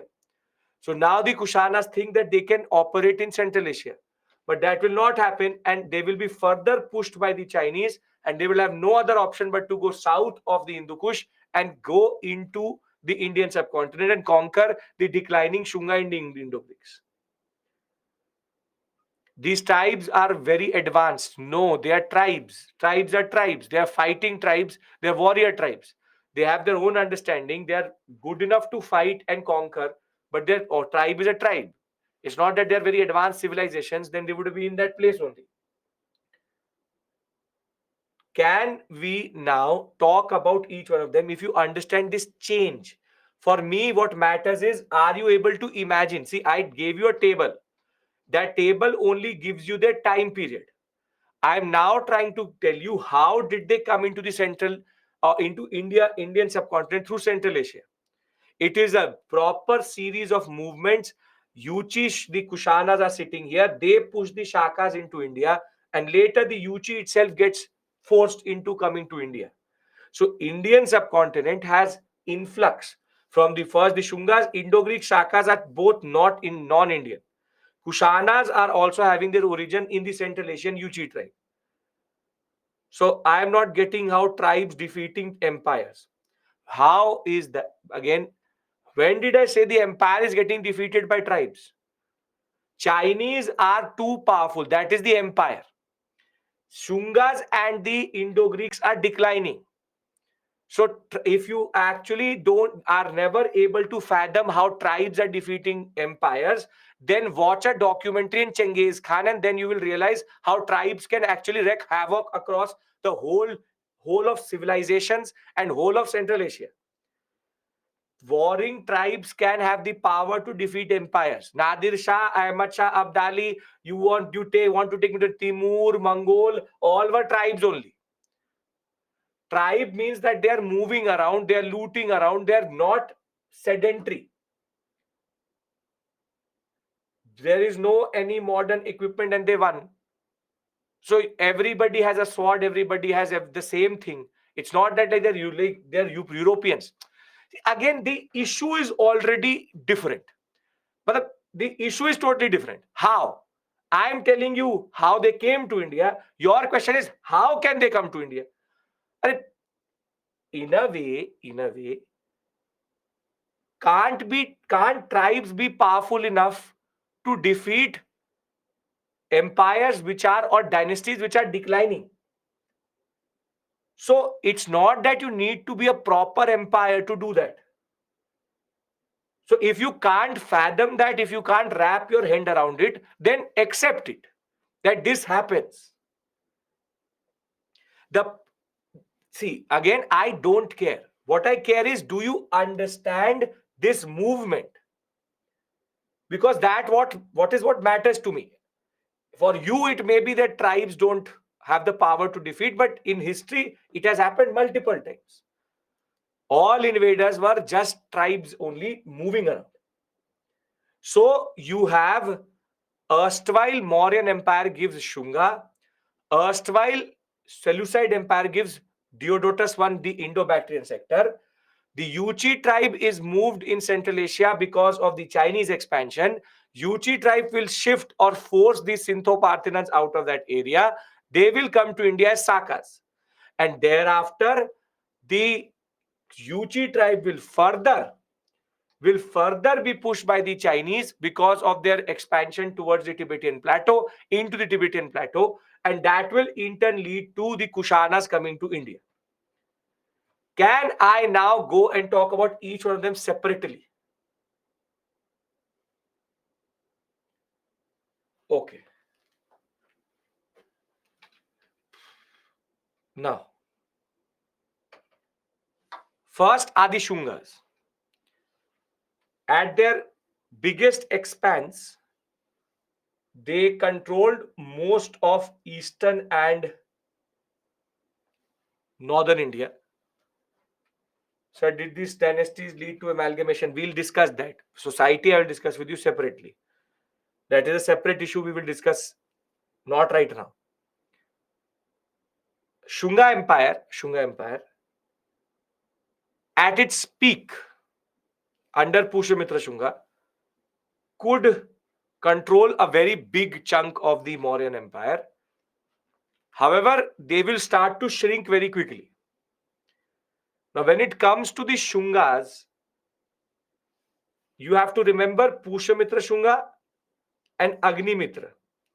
These are two names which you have to remember for sure, because Agnimitra is referred to in Kalidasa's poems and Pushyamitra Shunga is the founder. Last is called Devabhuti. He is the one who will basically give way to the Kushanas to come to India. So there are two names. Shungas, the name itself comes from their title, Shunga, and Pushyamitra Shunga and Agnimitra. Now the peculiarity about the Shungas, yes, Malvika Agnimitra is about Agnimitra. The peculiarity about the Shungas is that they are Brahmins, but they are ruling class. This was the era in which, because of Mauryan politics, because of society of the Buddhist Jains and the Brahmins, Pushyamitra Shunga turns out to be an anomaly in which a Brahmin is actually ruling an empire and is having the Kshatriya responsibility. Now, one thing is very clear. Under Pushyamitra Shunga, the most important development is called Sanskrit revivalism. Because under the Mauryas, Pali Prakrit was going up because these were the language of the Buddhists and the Jains. However, Sanskrit was losing out. So when he comes to power after killing Brihadrat in 184, 187, again two dates are there. Pushyamitra Shunga will now start to rule the erstwhile core area of what we call as the empire of the Mauryas. And a very important development is that under this period, during this period, there's something called the caste formation or Varna Samskar. That I will explain to you when the whole political history is done. The last discussion I have with you is about Varna Samskara or caste formation, which is something which we will discuss in the end. Right now, political history needs to be done. Now, what do you mean by Sanskrit revivalism? Is that there's a resurgence of Sanskrit language into prominence because it became the language of the state.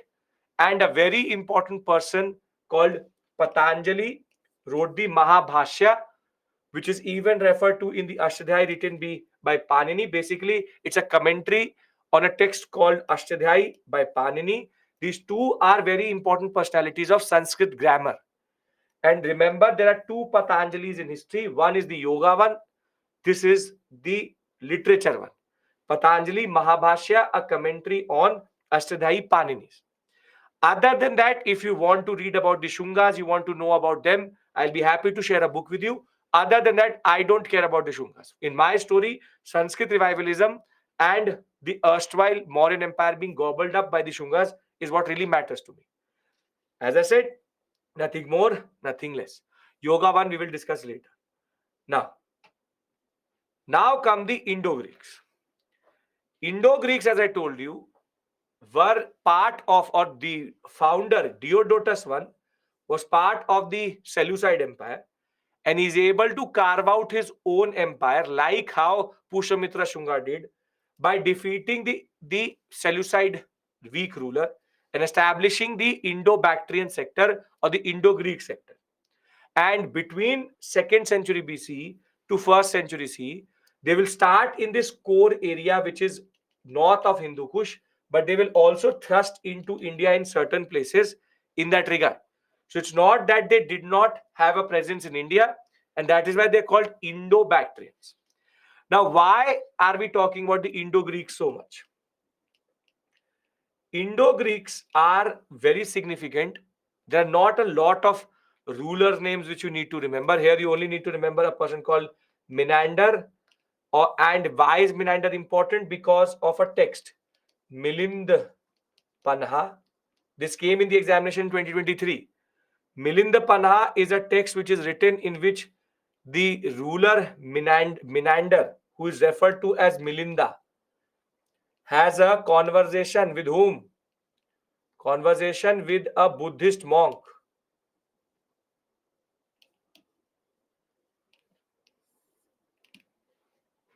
Nagasena, not Nagarjuna. Nagasena. Nagasena. That was the thing which was written in the examination. You are telling me Nagarjuna. It is Nagasena. Giving me the wrong answer. Nagasena. Nagasena was a Buddhist monk who influenced Menander so much that he later became a Buddhist. And this will be the speciality of Buddhism, that it will be able to assimilate all these foreign tribes very quickly, because Varna system was very rigid. They were still open to assimilation, and that is why it will become the religion of the ruling classes. So be it the Shakas, be it the Indo-Greeks, be it the Kushanas, they were very heavily inclined towards Buddhism. Now, this is the first thing, which is Menander and Milindapana and Milinda. On the other hand, you have one more very important thing, which is his successor was his son Strato, but Strato was basically a child. So the wife of Menander actually used to rule in the name of Strato, Agatha Kothia. We'll discuss her name, but Agatha Kothia was the one who used to rule in the name of her son. So we already had a queen. But why are the Indo-Greeks actually considered so important, or are such an important part of our discussion? Because of one very important thing. They introduced into India proper coinage. Proper coinage. Milinda is the Buddhist name of Menander. Proper coinage. See, in India, before the Indo-Greeks came, we had the punch-marked coins. Punch-marked coins, their most important feature in that regard is the fact that they are irregular, they are non-consistent, and they have no information on them. So where are they issued? What are they issued? Nothing is written. When the Indo-Greeks will come, they will bring what is called as double die-struck coins. Double die-struck coins are so important because firstly, they will become circular. Punch-marked coins were also used in the Mauryan period. Firstly, they will become circular, which is consistent. On the front, they will have the king's portrait. Then they will have the date and name of king. And more significant to that, on the reverse, they will have Greek gods. So the coins of the Indo-Greeks became proper coins. And more than that, they were giving a lot of information which previously was absent. And that is why Indo-Greeks are referred to as the most important rulers when it comes to coinage or numismatical history. So one of the important rulers of the Indo-Greeks was Menander, Milinda referred to in Milindapana. Menander had control over Bactria and northwestern parts of India. His queen, Agatha Kothia, is going to rule after Menander will die in the name of her son Strato. They replaced the earlier punch-marked coins with double die-struck coins. And this will have both Prakrit language and Khorosti script. And Prakrit language, and mostly it was very rarely they had Brahmi script. Very rarely they had Brahmi script, but they used to use an Indian language for sure. So double die-struck coins, this is what is called a double die-struck coin. Very consistent, very beautifully made, and very what we call is information generating. So that is a difference. That is Strabo, he's Strato. Strabo and Strato are different people. You see, there's a king portrait, there's an inscription. This is what is called the Khoroshti script. You have Greek gods, Apollo, Zeus, Athena. And what is this is if you remember, this is called Greek script. out of which we get the variants of COVID-19, alpha, beta, omicron, and this is Khoroshti. Khoroshti is the script which is used quite a lot in this sector. Greek language could be written in Khoroshti script. That is mostly the combination which they used. Now, the Indo-Greeks also had one very important distinction and very important concept within them, and that is that they were Indo-Greeks. They were the first to issue gold coinage in India. But there's a problem. They issued but did not circulate gold coins in India. There's a difference. Gold is a much rarer metal. So they had two parts to their empire. One is the northern part and the other one is the southern part, which is the Indian part. So gold was issued, but it was only circulated in north. In south, it was mostly silver and copper which they used. So these are not commemorative coins, they are proper coinage, they are currency. So the problem was that if in the examination, if it says first to issue gold coinage in India, then it is Indo-Greeks. First to issue and circulate, it is not Indo-Greeks, it's the Kushanas. This is a very important thing which you need to know as a distinction which you will not find in standard books, which is that Indo-Greeks have two circuits. Northern circuit, north of Hindu Kush, that is gold, silver, copper, and nickel. That was mostly circular coins. But in the Indo-Greek sector of the south of Hindu Kush, the coins were mostly square and were silver and copper. So they're using Greek and Khoroshti script, but never Brahmi. That is not the language, that is not the script which they use. But Prakrit language is used in multiple cases. So the distinction of the Indo-Greeks in India is a major one, which is that they changed the coinage of India itself. Are we clear with regards to Indo-Greeks and the Shungas?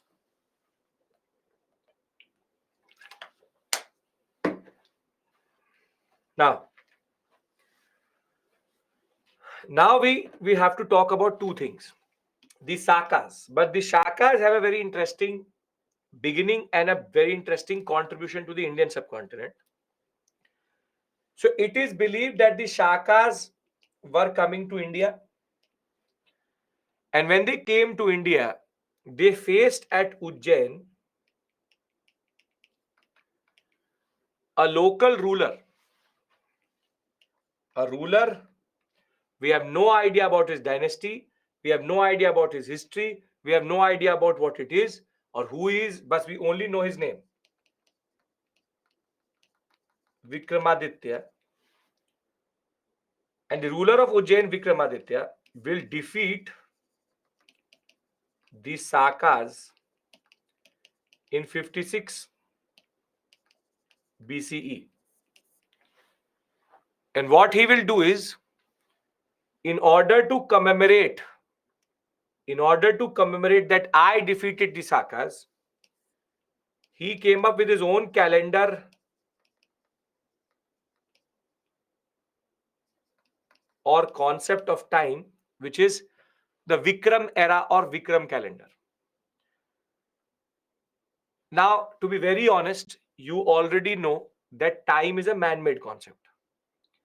Time is a man-made concept, wherein, very simply, I can say that the day I clear UPSC, my era will start. The concept of apna time aayega wala, that is the, what is he saying? That I have got, my time has come, so I will start my own era. You can start your own era also. You can Anjali era, Rahul era, this era, that era, Abhishek era, what anything could be. So Vikram era was basically started. The origin of this calendar called the Vikram Samvat is actually linked to a king called Vikramaditya, who has nothing to do with the Guptas, because in the Gupta there's a person called Chandragupta Vikramaditya. Chandragupta II Vikramaditya, but that is a separate person. He is just called Vikramaditya. We have no idea who he is, what his empire is. You have the Vikram Betal story related to him only. But there are again stories, and we don't know what the basic origin of this empire is. Was he just ruling Ujjain? Was he ruling something bigger than that? But the point is, he was ruling Ujjain, he defeats the Sakas, and he starts his own calendar, Vikram calendar. Vikram era, Vikram calendar. But the problem with Vikram calendar is it's not very well defined. It's not very well defined. And we got the first reference to the Vikram calendar. First reference to the Vikram calendar in a inscription which is called the Barnala inscription. What happens is that in the first time we ever see this calendar is in the Barnala inscription. So what happens is that in the Barnala inscription, it says 284 and it says 335. But the problem was that this period was not corresponding to the constructed or to the carbon dating of that building. So the problem was that they are saying 284 and they are saying 335. But the problem is that 284 and 335 was not corresponding to the period in which that building was made or the inscription was made. So therefore, they tried to figure out what was the real period of that building through other texts. And then they came up with this idea that, okay, Vikram calendar is basically 57 years forward to the Gregorian calendar. To the Gregorian calendar. So it in the problem, see, it's very easy to I write an inscription. I write an inscription and I write it onto it. I write it 100 Abhishek era. But the problem is, how will you get to know that when is that 100 Abhishek era? Because Abhishek era needs to have a corresponding date in Gregorian, in BCE and CE. So now the question remains, how do I convert that 100 Abhishek era into BC and CE? So what they did was that they took a part of this inscription and they dated it through thermoluminescence and carbon dating. And it turned out to be that, okay, this is actually 300 CE. That this basic piece, this inscription was installed in 300 CE. So if it is 300 CE, then what is the relationship between Abhishek era and Gregorian calendar? What is that relationship? What is the relationship? One Abhishek era equals to how much Gregorian? How much Gregorian? Or rather, 100 means what? 100 would mean 300. So there's a difference of 200. We are not doing the maths, but this is how we come up with this. This is how we come up with this, which is the concept of how do we date Vikram era. Because the problem is that Vikram is not telling us, the inscription is not telling us CE or BC, obviously, because their conception of time is different. Are you getting my point? The king of Ujjain, Vikramaditya, started Vikram Samvat when he defeated the Shakas, and his 56 BC victory, he started in 57 BC, a new calendar 1 year before.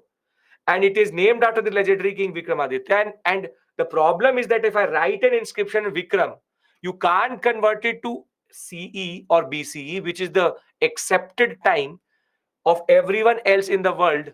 You have to have a reference point. And that reference point comes from the Barnala inscription and dating the inscription itself. Are you getting my point? How do we come to this conclusion? All time is man-made. So it's about accepting which one you want to. If we don't know about Vikramaditya Empire, how stories, entertainment purposes are made, that can be done anything. Piyush, I cannot know you, but I can make stories about you. So that can happen. That can happen. You can make legendary people. You can have people who you don't know anything about, because you can make stories. So I can call you Vikramaditya and write a story about you. So understand this point, that these things are problematic because we don't have a lot of reference points. Okay. This is not the official calendar of India. Saka calendar is the official calendar.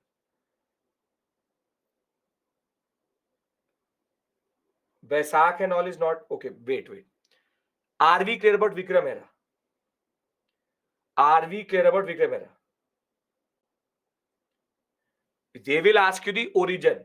Origin is what really matters. Now, as a CSAT aspirant, if I have to convert 357 CE into Vikram, what will I do? What will I do? I have to convert 357 CE into Vikram. What should I do? I should subtract or add? Very good. You add 57. Why? Because see, you are at 0, you are at 57. So from 0, you have to convert it. So you would have to add that 57. You have to add that 57 because you are below or away from that 0. You can only make it into C by coming at 0 first, right? So in Vikram, you add 57 because you are before that number line in 57, BC. It is BCE. That is why you have to add. Are you getting my point? How do you convert Vikram into, or how do you convert Vikram into Gregorian into Vikram? Basically, because you are in a period before. Yes, today it would be 280 Vikram Samvat. Yeah, it's like Celsius and Kelvin. It's 280 Vikram Samvat because in 2023 we are adding 57.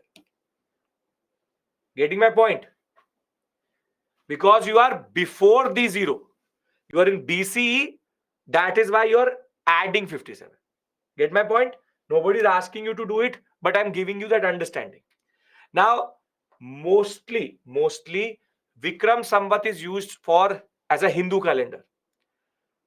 However, Vikram calendar, when it came to adopting it as a national calendar, the Hinduistic connotation made the Constituent Assembly go from Vikram to Saka, because Saka is more well defined and is better defined in the Saka inscriptions also, and it has proper months and it corresponds to.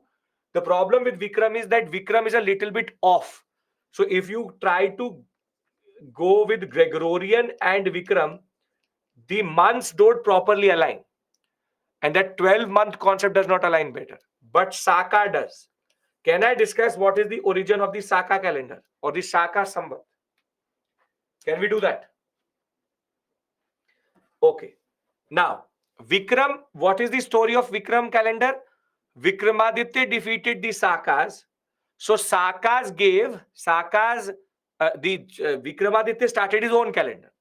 So very simply, Saka, the victory of Vikramaditya was marked by the new calendar. Now, there is a ruler called Chastana. He's a Saka ruler.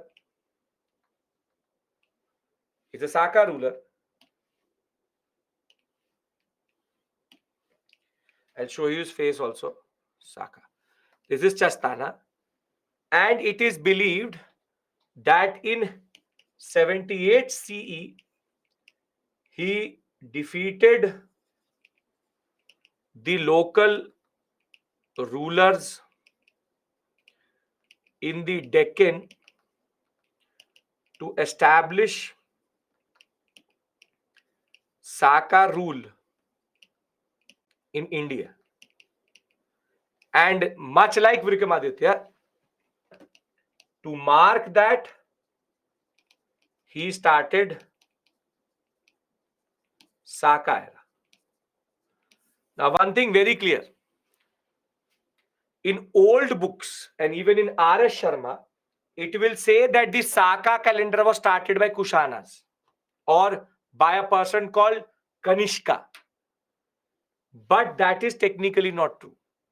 There used to be an old system. There used to be an old system in which people used to think that Kanishka was a Saka ruler, but that is technically not true.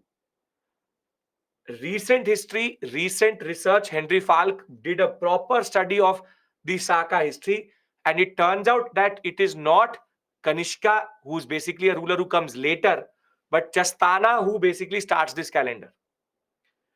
So, very simply, please pay attention to one thing, that the origin of the Saka calendar is questionable under certain circumstances. Though it is an accepted concept that it is Chastana who started the Saka calendar, but because I don't know from which place or what background they will get an examiner, and is he 80 years of age, or if he's 25 or 30 or 40, has he been doing his research right now? If in the examination it says Kanishka, go with it, because you'd never know what the examiner's level is vis-a-vis these things. Because in the past 10 to 15 years, that whole discourse has changed. Previously, it was not like that. So, if you refer to R.S. Sharma, it will say Kanishka started the Saka calendar. But that cannot be possible, because Kanishka is a Kushana ruler who comes after the Shakas. So, no, Shang, that's not the way it works. So, Saka era, what if both is given in the option? Then mark whatever you like it, because that question will get dropped for sure. Will get dropped for sure. So, this is the origin of the Saka era. And the Saka era, therefore, is the calendar which we use as our national calendar. Now, beginning of Saka era equated to Chastana. His inscription dated to 11 and 52 actually referred to is in coins. We have found it in the Kutch region. Saka 11 is 89 BC, 89 CE, and 52 is 130 CE. Previously, it was believed that accession of Kanishka was the start of Saka era, but now it is believed that basically it is Chastana, because Kanishka is a Kushana ruler. Now, who started the Saka calendar? Please tell me. Very standard. There it was Vikramaditya. Who started the Saka calendar? Who started Saka calendar? Chastana. Perfect. Don't say Kanishka right now. If there's a confusion in the examination, if there's no Chastana's name, then go with Kanishka. Now, again as a CSAT,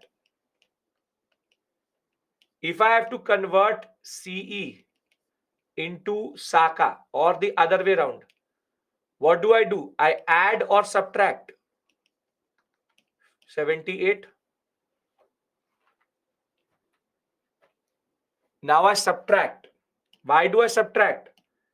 I subtract because in the number line I am at 78 already. So I have to go back to 0 and then count the years, right? This is the basic maths which is done when it comes to calendars. In Vikram, you add, in Saka, you subtract. So what will be the year of this in Saka?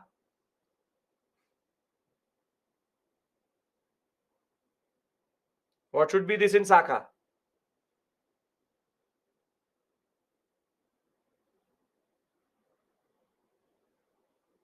Don't add, subtract.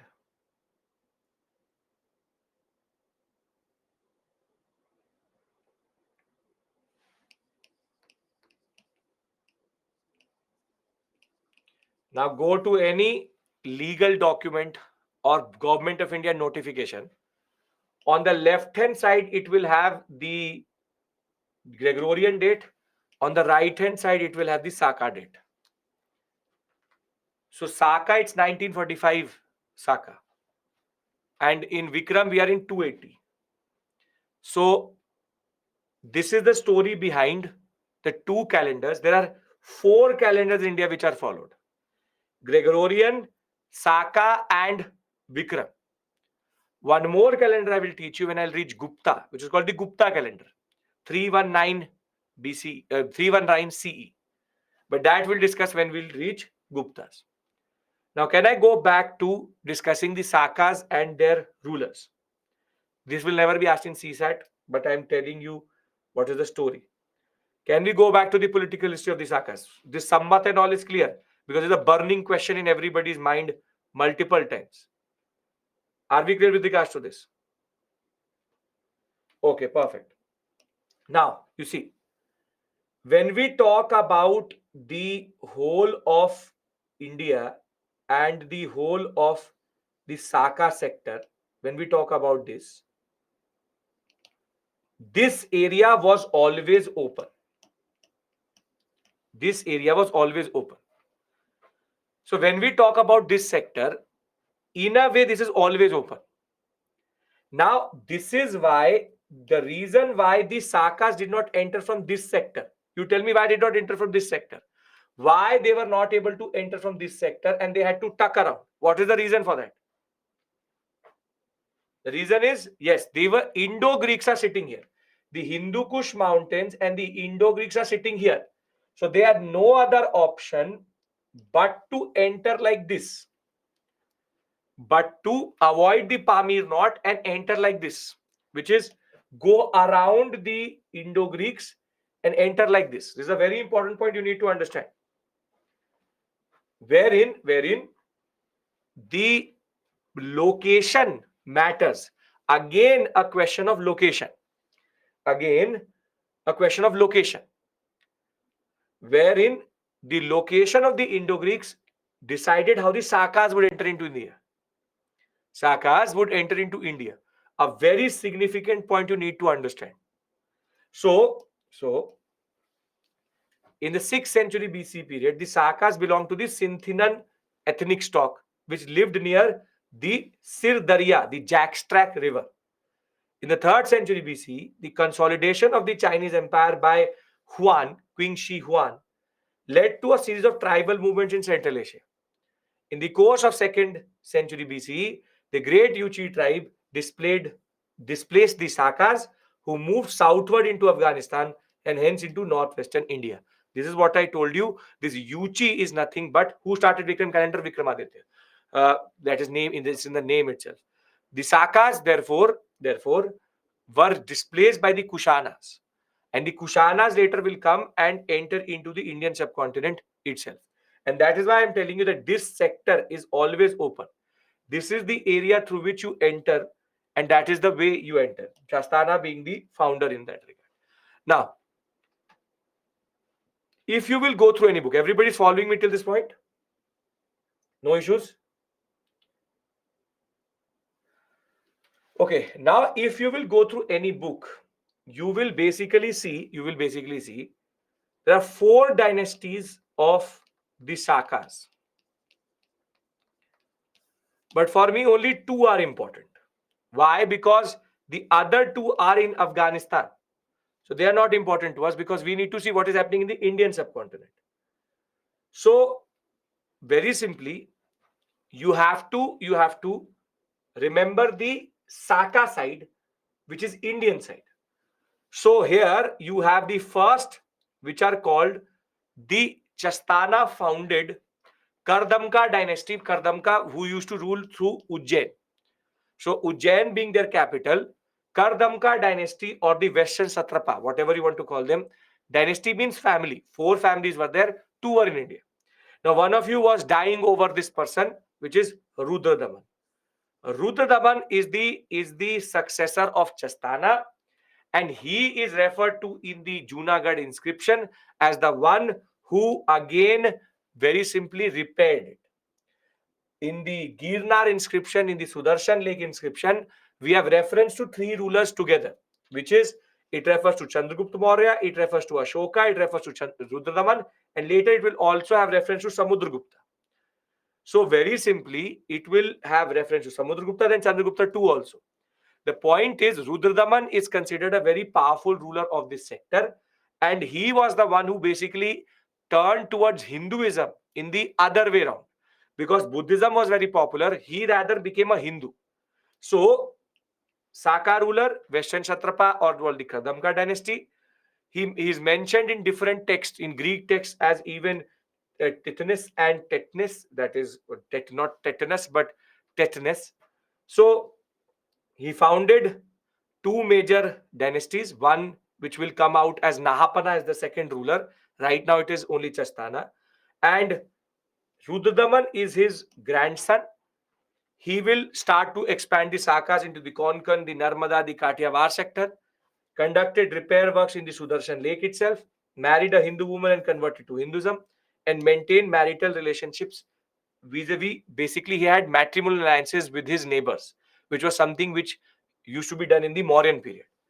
The other Shaka ruler is the called what is called as the Saka of the Deccan. They used to rule through the Mandsaur sector, and here you have Bhumka, a successor of Chastana.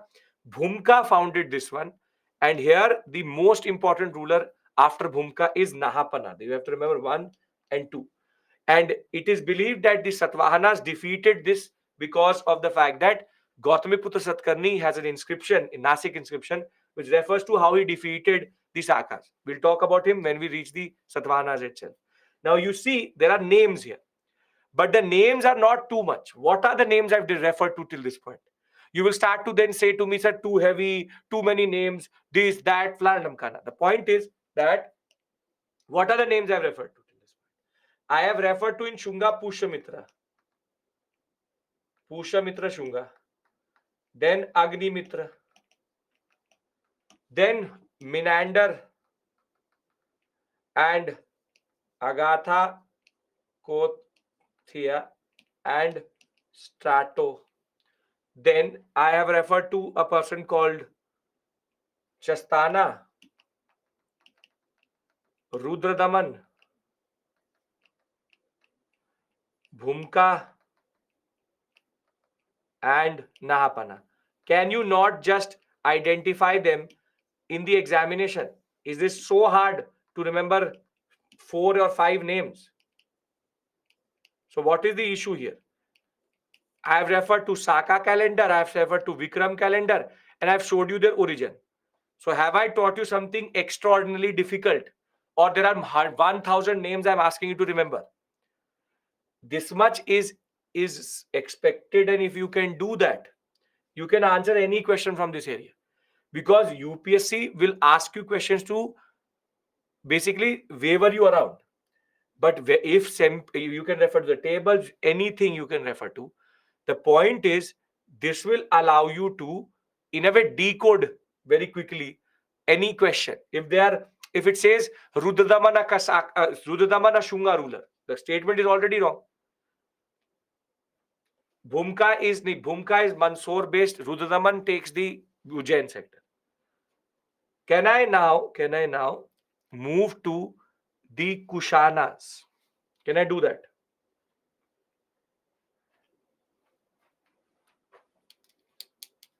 Okay, Kushanas.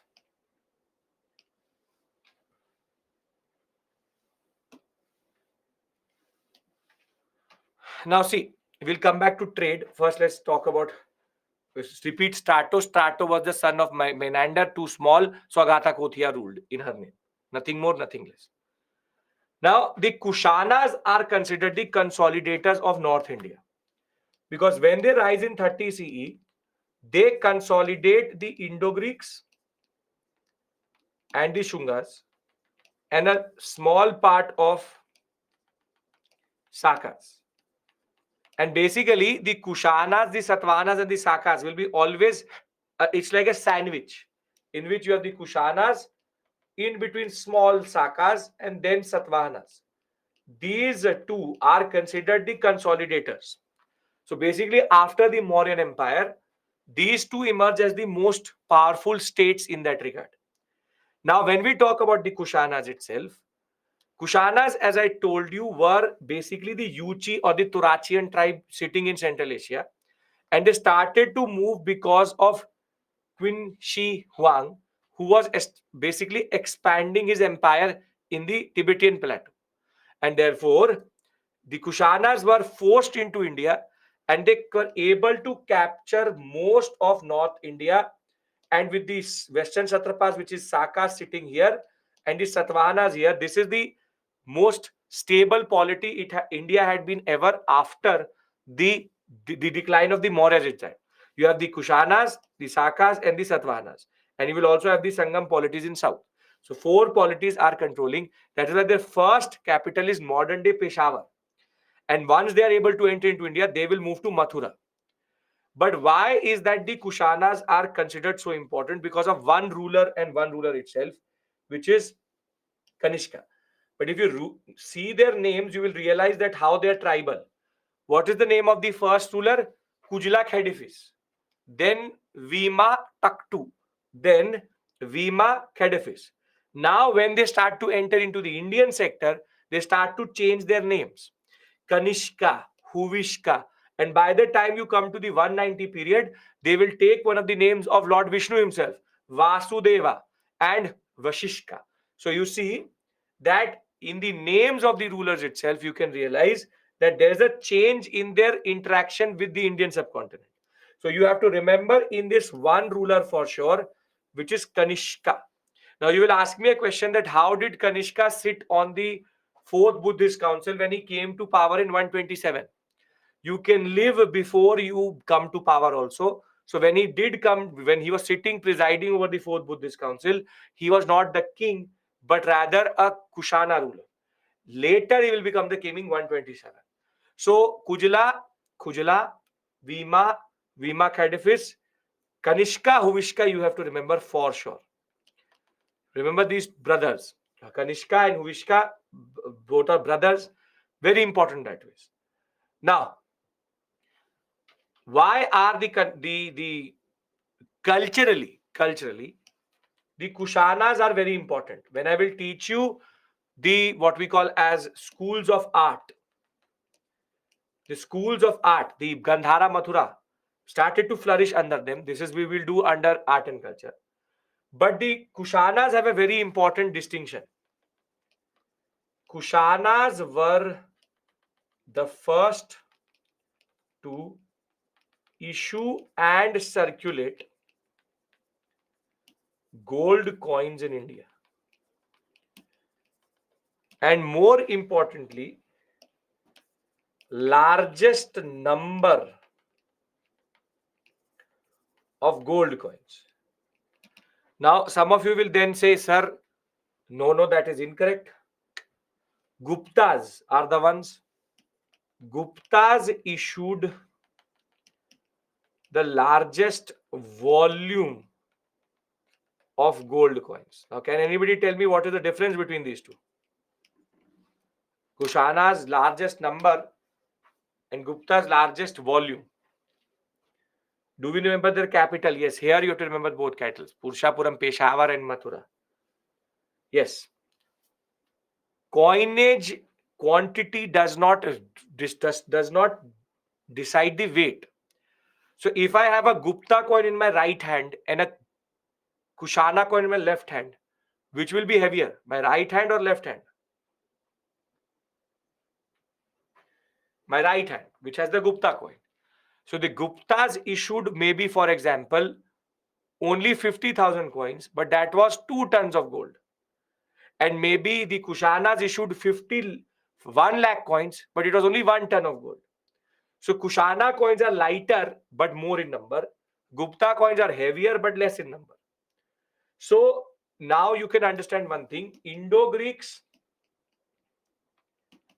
issued the first gold coins but not circulated. Kushanas circulated and issued largest number. Guptas issued largest volume of gold coins. Are we clear about this?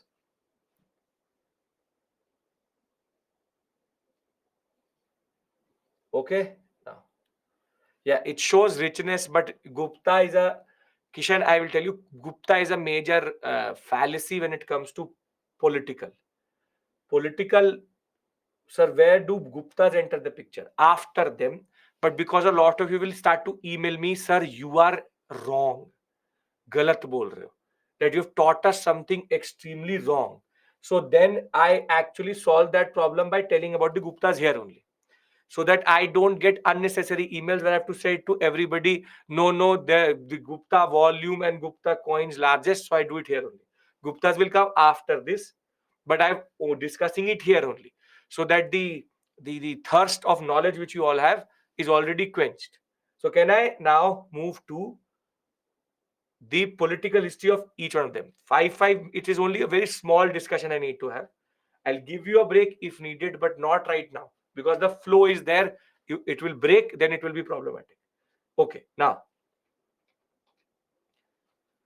the founder is Kujula Khedifis. You don't have to remember anything about him. He took a lot of different names or titles, Maharaja, the Raja, took a lot of names, but makes no sense for you to remember. Then Vima Khedifis issued gold coins for the first time properly. Dinars, he used to call it. But what is more interesting is Shiva, Nandi, Trishul, and Maheshwar.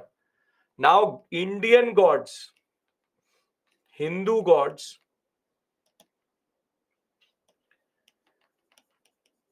Hindu gods start to appear on coinage, which is very significant. Now, tell me one thing.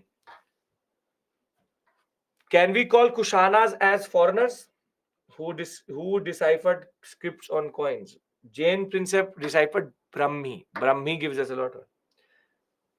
See, in very oldish books, they will say yes. In a way, yes. But if they are, then how do you explain this? This is the point I want to remove from you, which is that you tend to talk about foreigners in a lot of books. It will say, and I don't ever use it to it. It's called foreign invaders of ancient India. If they're foreign invaders, then they will never have Shiva, Nandi, Trishul on their coins itself. It's not that they all converted to Hinduism also. It's the nature of the Indian subcontinent that if if if if Kushanas are invaders, then the whole premise of Vedic civilization is also problematic. The point is that the Indian civilization has always been a melting pot.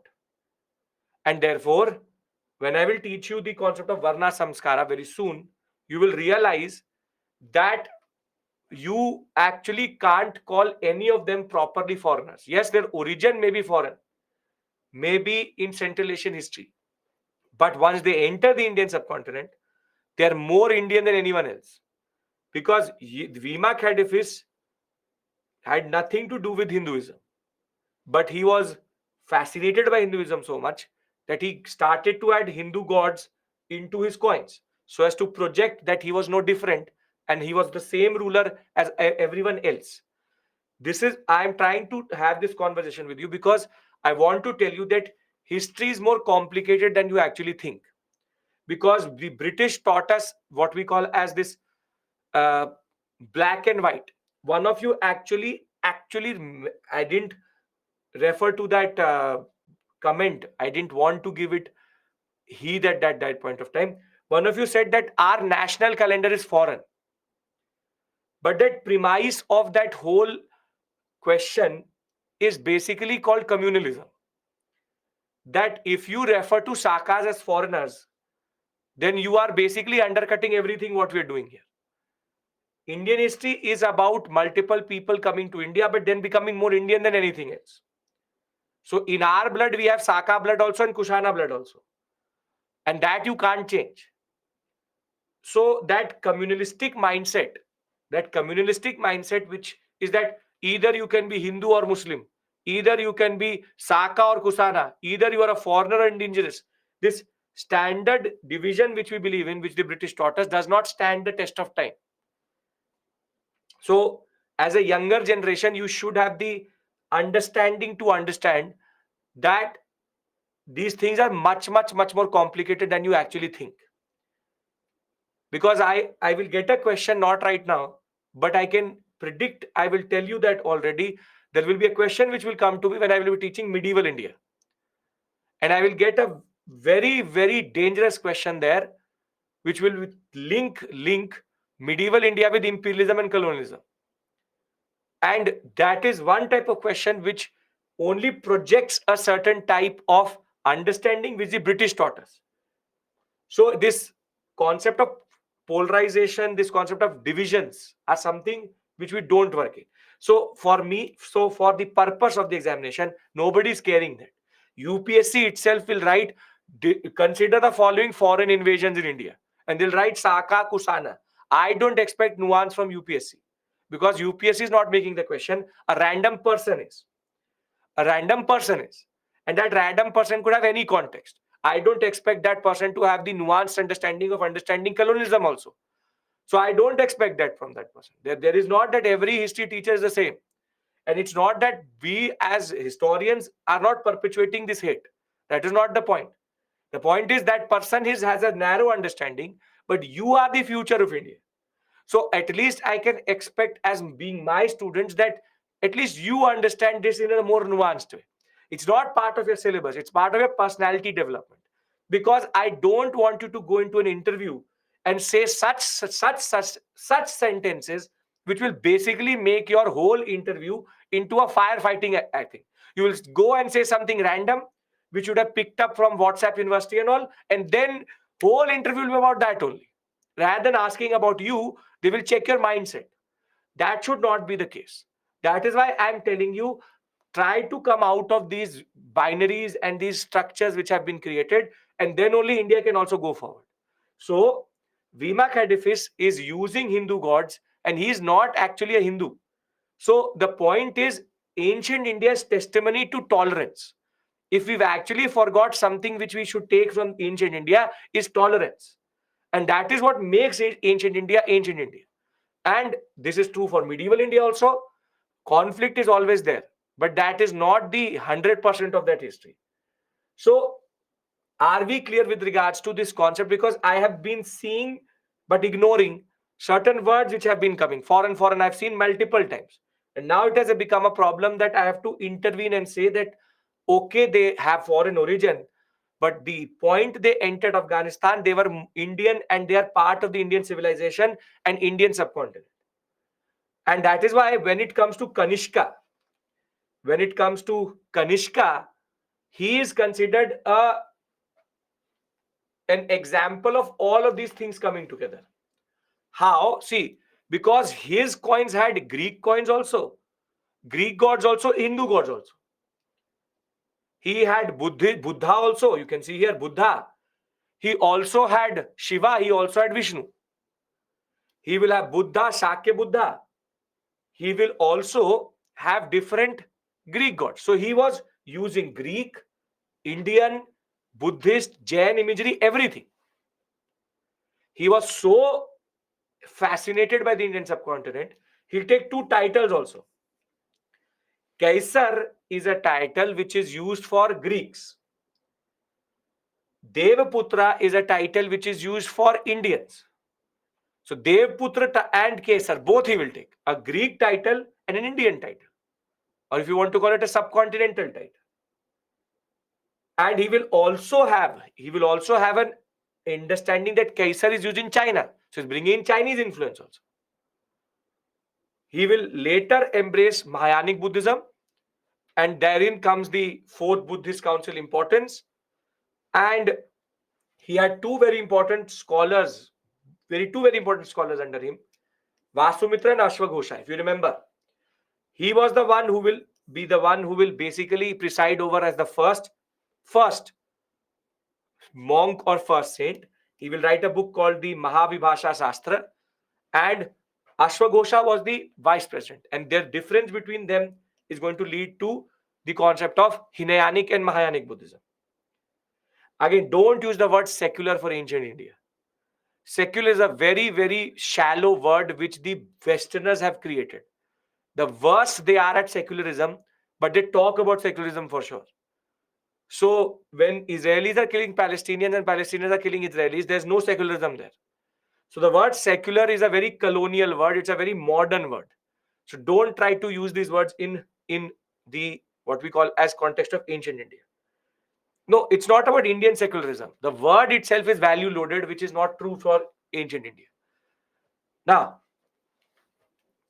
Kanishka is a little bit problematic for UPSC aspirants for a very simple reason, that he wrote a lot of things and you have to remember it. So he himself was such a good cultural figure that he will write the earliest dramas of India, and unfortunately you have to remember it, the Shauriputra Prakasana and the Sudarna Nandana 1 and 2. He will also write poems. For example, the Buddha Charita, the Vajra Suchi, and the Gandhi Sotra. He was also the one who gave money, patronized, patronized Charak. The Charak Samhita was actually written, the encyclopedia on Indian medicine, Ayurveda. Charak Samhita was written under Kanishka's patronage. He will be the one who will even control the Silk Route, first to issue a lot of gold coins in large scale, and he will have large scale irrigation works in Afghanistan so as to make it cultivable. I don't know. I have not seen your question, Raz. You have to write it. You have not seen. You're either writing in the doubt section. Write it in the chat section. I can't see your question. Now, when it came to, there are two Buddha Charitas. The two Buddha Charitas. Yes, that is written by Ashwaghosha. There's two Buddha Charitas. Multiple books have the same name also. So from Sarnath inscription, we get to know that Kanishka used to divide his province into governors. But the problem is we don't have a lot of information about their central authority or their administration. We don't have. But can anybody tell me who is this on the Kanishka coins? Who is this? Yes. Lord Shiva. So that is how you can see there's an early representation which is coming up. At the same point of time, this is Athena. Athena is a god in Greek mythology. Now, the last of all political history is the Satavahanas. Now, here again, you don't have to cover a lot of things, but the Satavahanas have a very important distinction. Satavahanas, two things I will discuss with you, very straightforward. Satavahanas are Brahmins. First thing, very important. They are the ones who will be very instrumental in Brahmanical revivalism and Sanskrit revivalism. But more than that, Satavahanas had a very interesting feature, which is their rulers had mother's name as infix or suffix, sometimes also as prefix. Mostly it is as prefix. Now understand this point. I know you will write matrilineal. They're not matrilineal. Matrilineality would have meant that the mother's side lineage would have mattered. They are not matrilineal. They are patrilineal, which is that father side succession happens, just that they honor their mothers with their titles. It's only to respect their mothers. You see, what they used to do is that they used to Gautami Putra Shri Satkarni. Gautami is the name of the mother.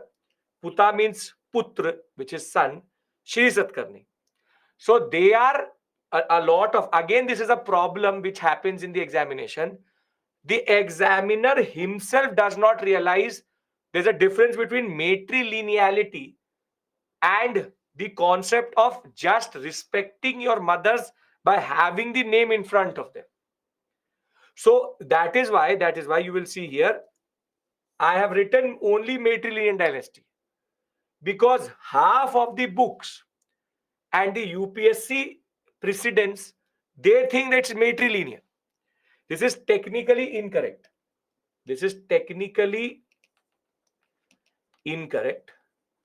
But unfortunately, you would again have to look in the examination. If they say it's the only matrilineal dynasty, go with it. Because again, I don't expect the examiner to have the understanding, and I hope they have the understanding. Both statements will be clear. None of the rulers in India were ever matrilineal. None. See, matrilineal and patrilineal is a very straightforward thing. I have A, B, C, D. A, B, C, D is my father side. I have mother X, Y, Z, and then O. This is my mother side. Patrilineality means that power will go from A to B, B to C, C to D. And matrilineality means that it will go from A to Y, Y to like this. In the mother side, that is not how it's actually happening. They are following patrilineality only. Just that they're honoring their mothers by taking their name. But again, as I told you, this is the problem. I've written in the PPT only matrilineal, but I'm trying to again tell you it is not matrilineal. It's like that the Pashupati seal issue. That matrilineality is when you follow your mother side as succession. That is not happening in them. It is father only, which is father side. In your family, you would have, for example, your mother's brother and your father's brother. Are they in the same side? Your mother's brother and your father's brother, are they the same side? No. Now, if it came to succeeding your father, it will be your mother's brother or your father's brother who will succeed. It will be your father's brother who will succeed. This is called patrilineality. Father's brother, brother, son, that side. However, if your father is succeeded by a mother's brother, it is called matrilineality. Get it now? It's not difficult. Matrilineality is when you follow your mother's side, and patrilineality is your father's side. But as I said, this is not an issue of, there's no clarity, because initially people confused it. So very simply, straightforward. In the exam, if it says matrilineal, go with it. If it says they are not matrilineal, go with it also. Both statements can be given. Most probably these type of questions will be dropped because somebody is going to challenge it. UPSC would have to drop it. Can I now go back to discuss their political history? If we understand what is the implication of this, which is Gautami Putra Satkarni, Vishishti Putra Shri Pullami, Gautami Putra Shri Satkarni, Madhuri Putra Swami Saksena, thereafter Vishishti Putra Satkarni. This is nothing but the names of the mothers. That's it. Kanishka, last ruler of Kushanas, why he promoted both Greeks? Because previous rulers promoted Indians. No, that is not true. He assimilated the Indian society vis-a-vis his own understanding and Indo-Greeks, because he was ruling the Indo-Greeks also and the Shungas also. He brought both of them together. Okay. Now, last 5 minutes of pain and political history will be over. After this, as it is, I don't enjoy this myself. In all of the different rulers, this ruler, again, no clarity over the years, Gautami Putra Satkarni is the most powerful. And he is considered to be the one who took the Satavahanas to an expanse that they used to control the whole of Deccan itself. So the origin of Satavahanas are again in this whole sector, parts of Karnataka, Telangana, and Andhra Pradesh, and they had multiple capitals. And if you have actually seen this year's paper, I always used to discuss the capitals of the Satavahanas, and one of that has come this time in the paper. That Dhanyakantaka refers to which area in Indian subcontinent. Dhanyakantaka used to be one of the capitals of the Satavahanas, and basically it refers to the Andhra sector, the Amravati sector. So sometimes small things which we used to discuss in class, UPSC randomly gives them. So every student emailed me after the examination that, sir, slide number this, slide this, Dhanyakantaka was written, we knew what to do, and there's a map next to it. That is why they were able to understand. So sometimes these small things matter. So Dhanyakantaka was randomly referred to in the examination. First question in set B, first question was, What does Dhanyakantaka refer to in the early historical period? Now, when we talk about the rulers, Simukha is the one who started the whole dynasty, and he will become very active after Ashoka's death. Will build both Jain and Buddhist temples. Being a Hindu, being a Brahmin, he will do that. But the point was that he was not able to find his feet till 100 BC. Thereafter, it will take him 80 years after the death of Ashoka to really find his feet. Then Satkarni one, third rule of the Satavahanas. I have not given you every ruler. There are 200 rulers under Satavahanas. So please understand there are 200 rulers. I've given you the only most important ones. Satkarni one is considered the one who started to expand. So he will defeat Karavela, who's a Jain king in Odisha. He will start to then push the Shungas towards the Patliputra sector. He will create pressure on them also. He will also go into the what we call as the Madhya Pradesh sector. But he took a very important title, and that shows the power of the Satavahanas, which is Lord of Dakshin Pata, which is called Dakshin Pata Parmeshwar, which is the fact that my husband is the Dakshin Pata Pati. This is the Nainika is a in the Nane Ghat inscription. The wife of Satkarni one refers to him as Dakshin Patapati. That my husband is the one who controls the Dakshin Path. So they were actually quite significant in holding this sector. And Brahmanical revivalism will happen under him. Ashwamedha Yag will be done after centuries, wherein so as to prove that the Vedic Brahmanism was back. That aspect I will discuss with you tomorrow. Thereafter, Hala, he is known for one very simple thing, that he wrote a very important text which is called the Gatha Saptasati, has come in the examination multiple times. It's a love story which talks about different emotions, and his minister also called Gundeyan wrote the Brihad Katha. Again, something important to be remembered. Now comes the most powerful ruler of the Satavahanas, Gautami Putra Satkarni. Gautami Putra Satkarni is the one who basically takes the Satavahanas to a different level altogether, because he dominates everyone.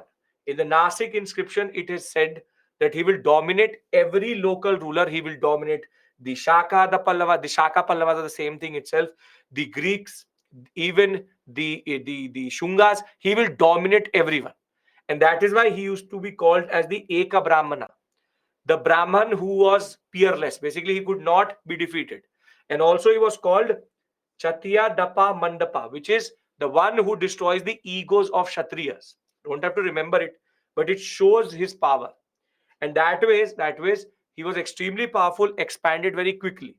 Now, in the Karle inscription, he has been shown to give Buddhist monks certain what we call as donative land. So even when he was very powerful, he was not arrogant towards religion, because he was very open to Buddhists and giving land to Buddhists. He's a Brahmin, but he's still respecting the Buddhist population in his area. Then you have Vishishtiputra Pullami. He was the one who succeeded him immediately, and he was fighting with the Shakas. The Shakas took some land away from the Sutvanas, so he took it back. Thereafter, Yajni Satkarni. Yajni Satkarni is basically the one who loved trade and navigation, the aspect which I'm coming to. Trade under him time will flourish quite a lot. India will get connected to the world very well, and trade will flourish very beautifully.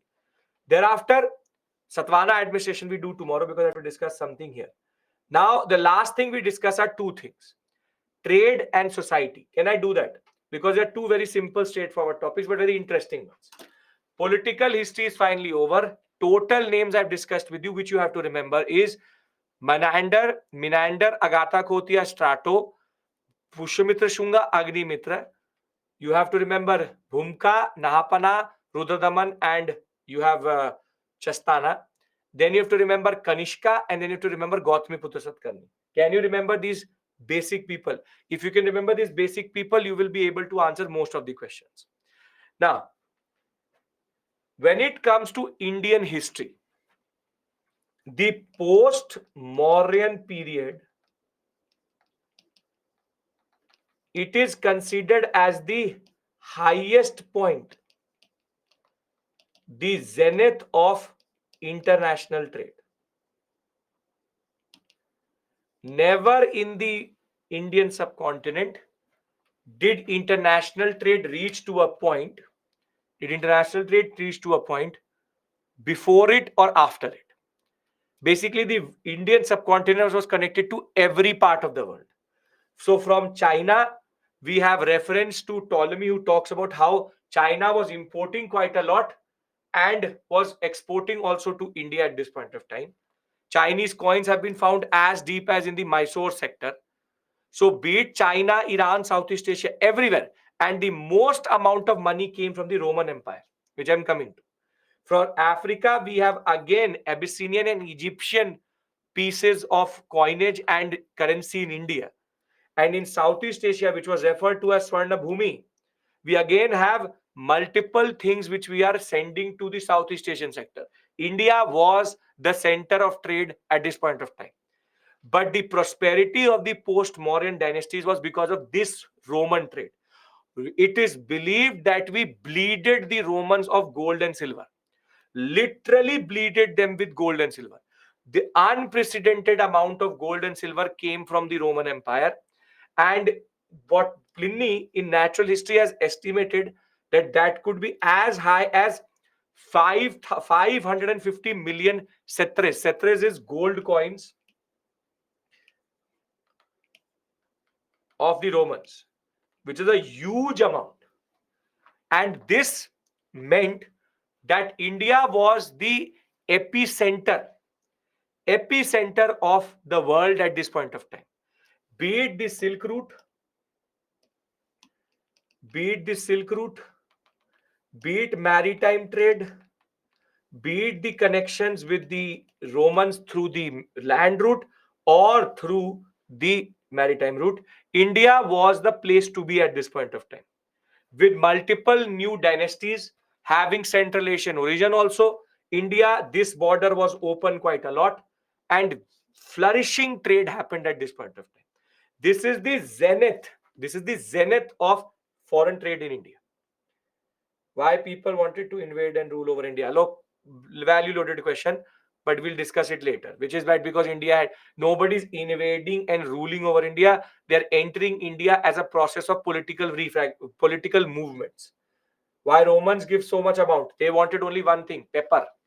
Spices of India is needed across the world. They can't grow it. Romans were obsessed with Indian spices.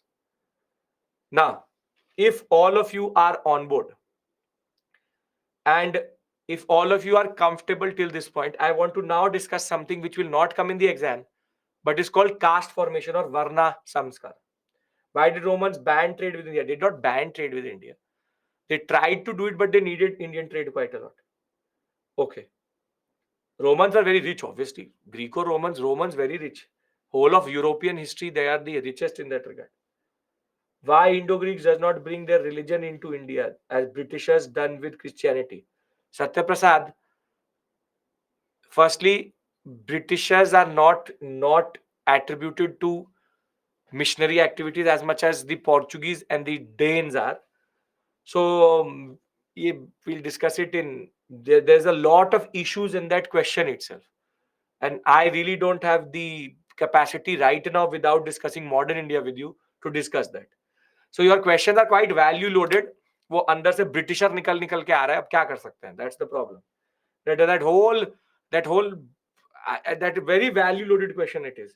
That why Indo-Greeks not bring their religion as Britishers done with Christianity?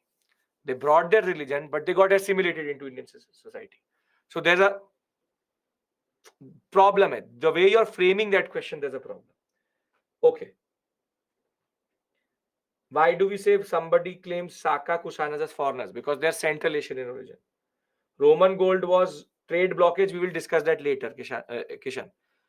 Now, these are the trade posts, or these are the trade centers which are referred to in a text called the Persepolis of the Erythraean Sea. It's a text which was written by an Egyptian. We don't know, he was in Alexandria. We don't know the name of the person who wrote it, but it is testimony to the fact that they knew Indian trade very well because they refer to every part of India in their own language, which is Roman gold was exhausted. As I said, Roman gold will be exhausted later.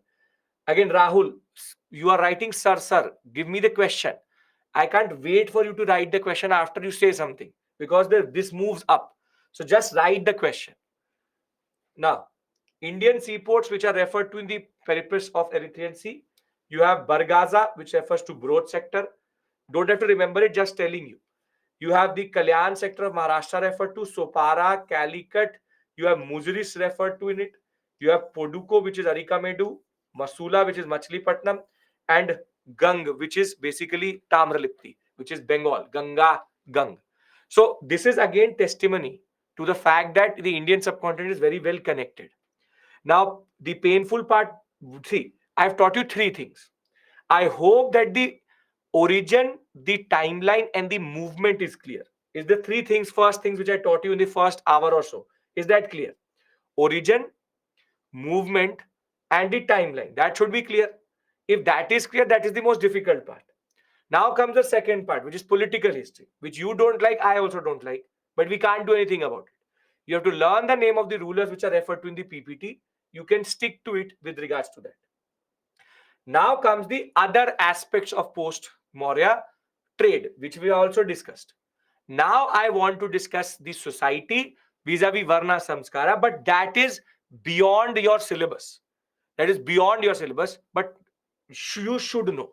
So can I have that discussion about the concept of the concept? It's not hard. The lecture is not hard. From 1, if I go into 5, it becomes hard. That is not the way it works. It's just that there are multiple dynasties. That is why UPSC exploits this area for questions. Right. Now I want to go into Varna Samskara. Can I do that? I can take 5 minutes extra if needed. So many names, so many things. UPSC has played with their emotions. Now UPSC is like that. Okay. Now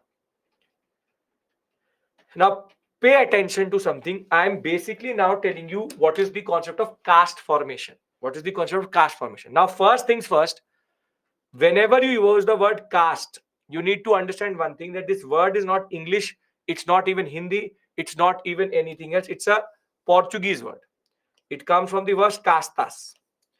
Castas, caste, basically was a word which was used for jati. Caste today is very different because during the British period it changed totally. But when I am referring to jati and caste, I am referring to them as interchangeable entities, which is for ancient India, only true for ancient India.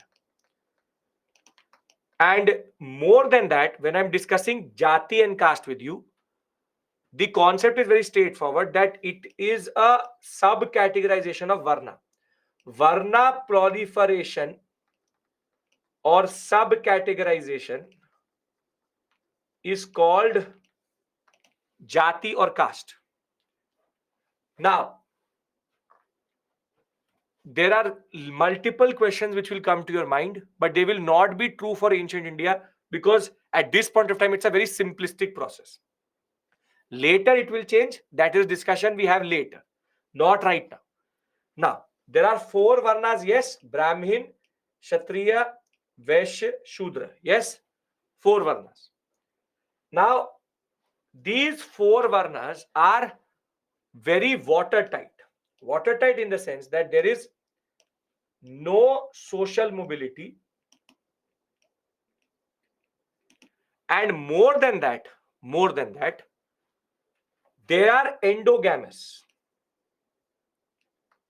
Endogamous means they marry within themselves, which is that a Brahmin will marry a Brahmin, a Kshatriya will marry a Kshatriya, Vaishya will marry a Vaishya, Shudra will marry a Shudra, which is that there's no intermixing allowed.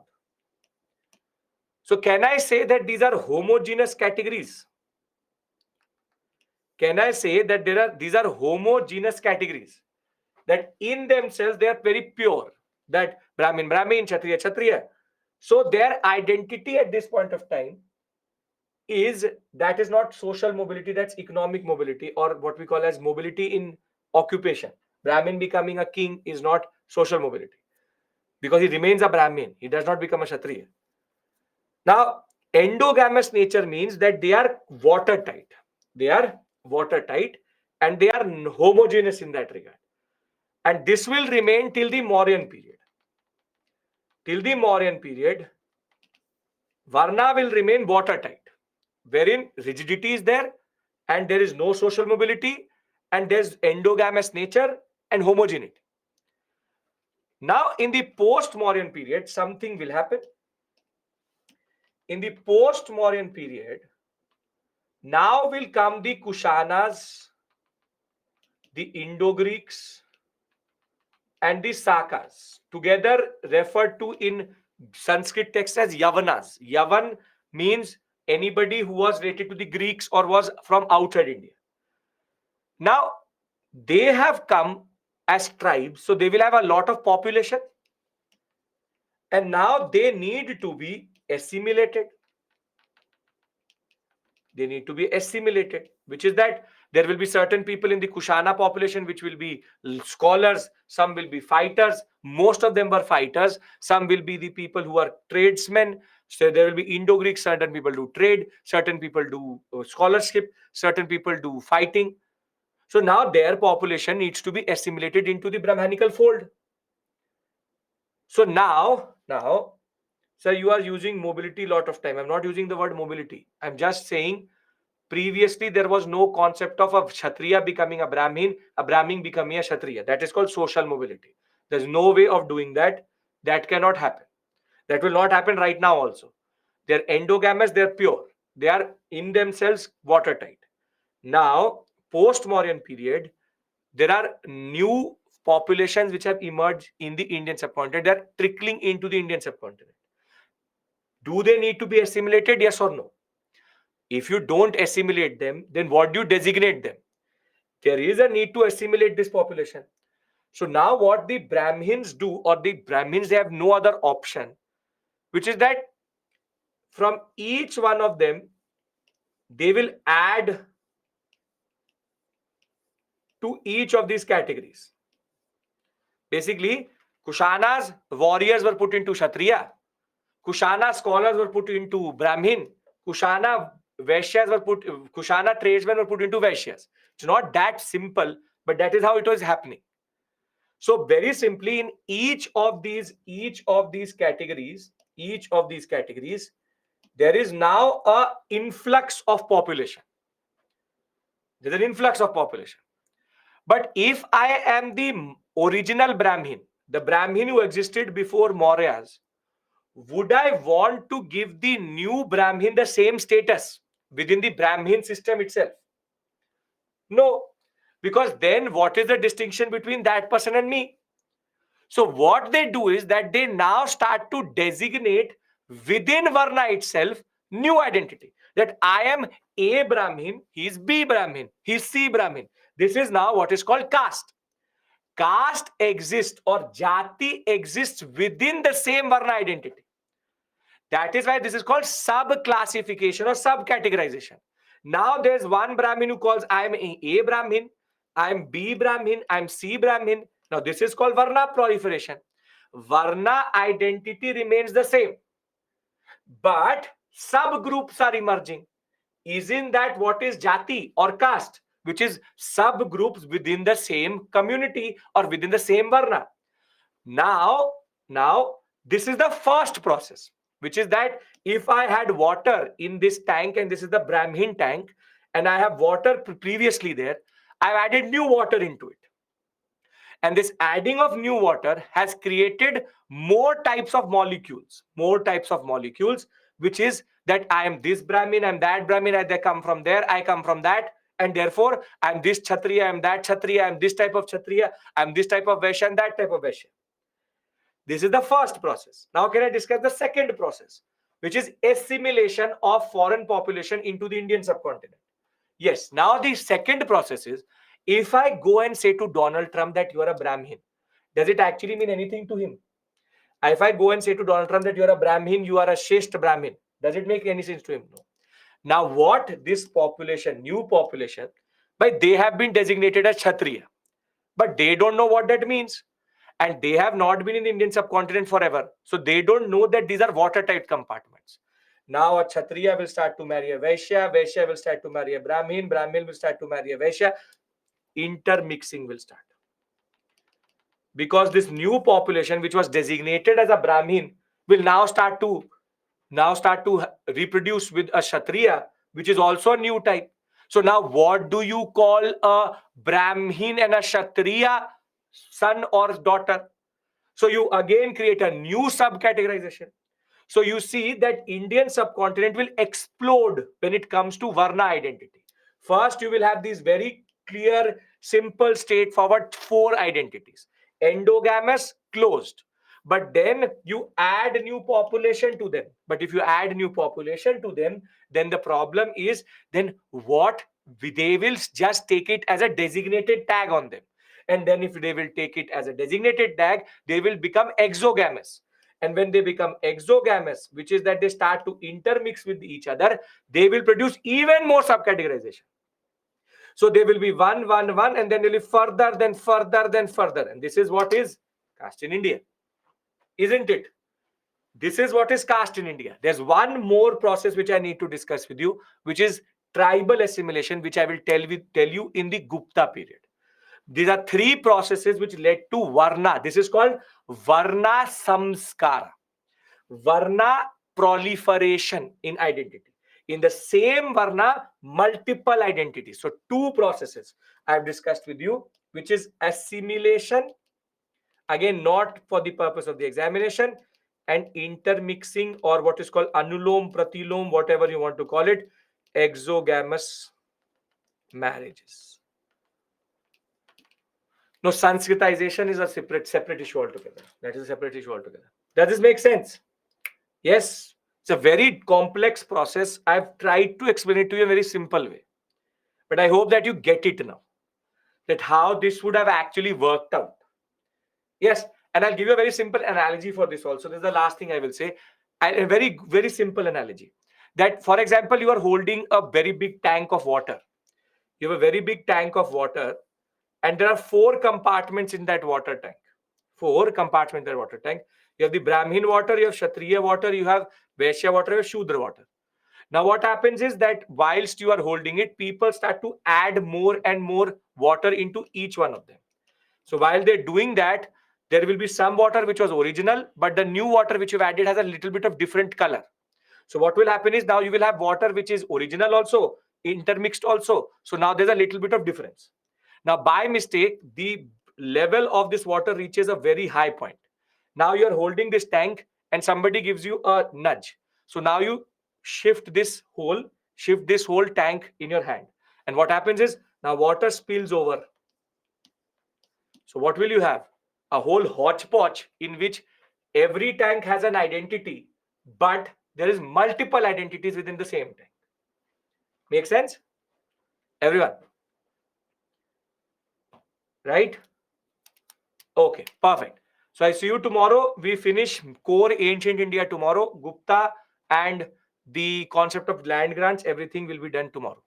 So see you tomorrow. Thank you so much. Take care. And tomorrow we finish ancient main. Then we move to medieval, early medieval, Gupta, post Gupta. That is that only. So by next week, I think Wednesday, Thursday, we'll be shifting towards art and culture. Okay.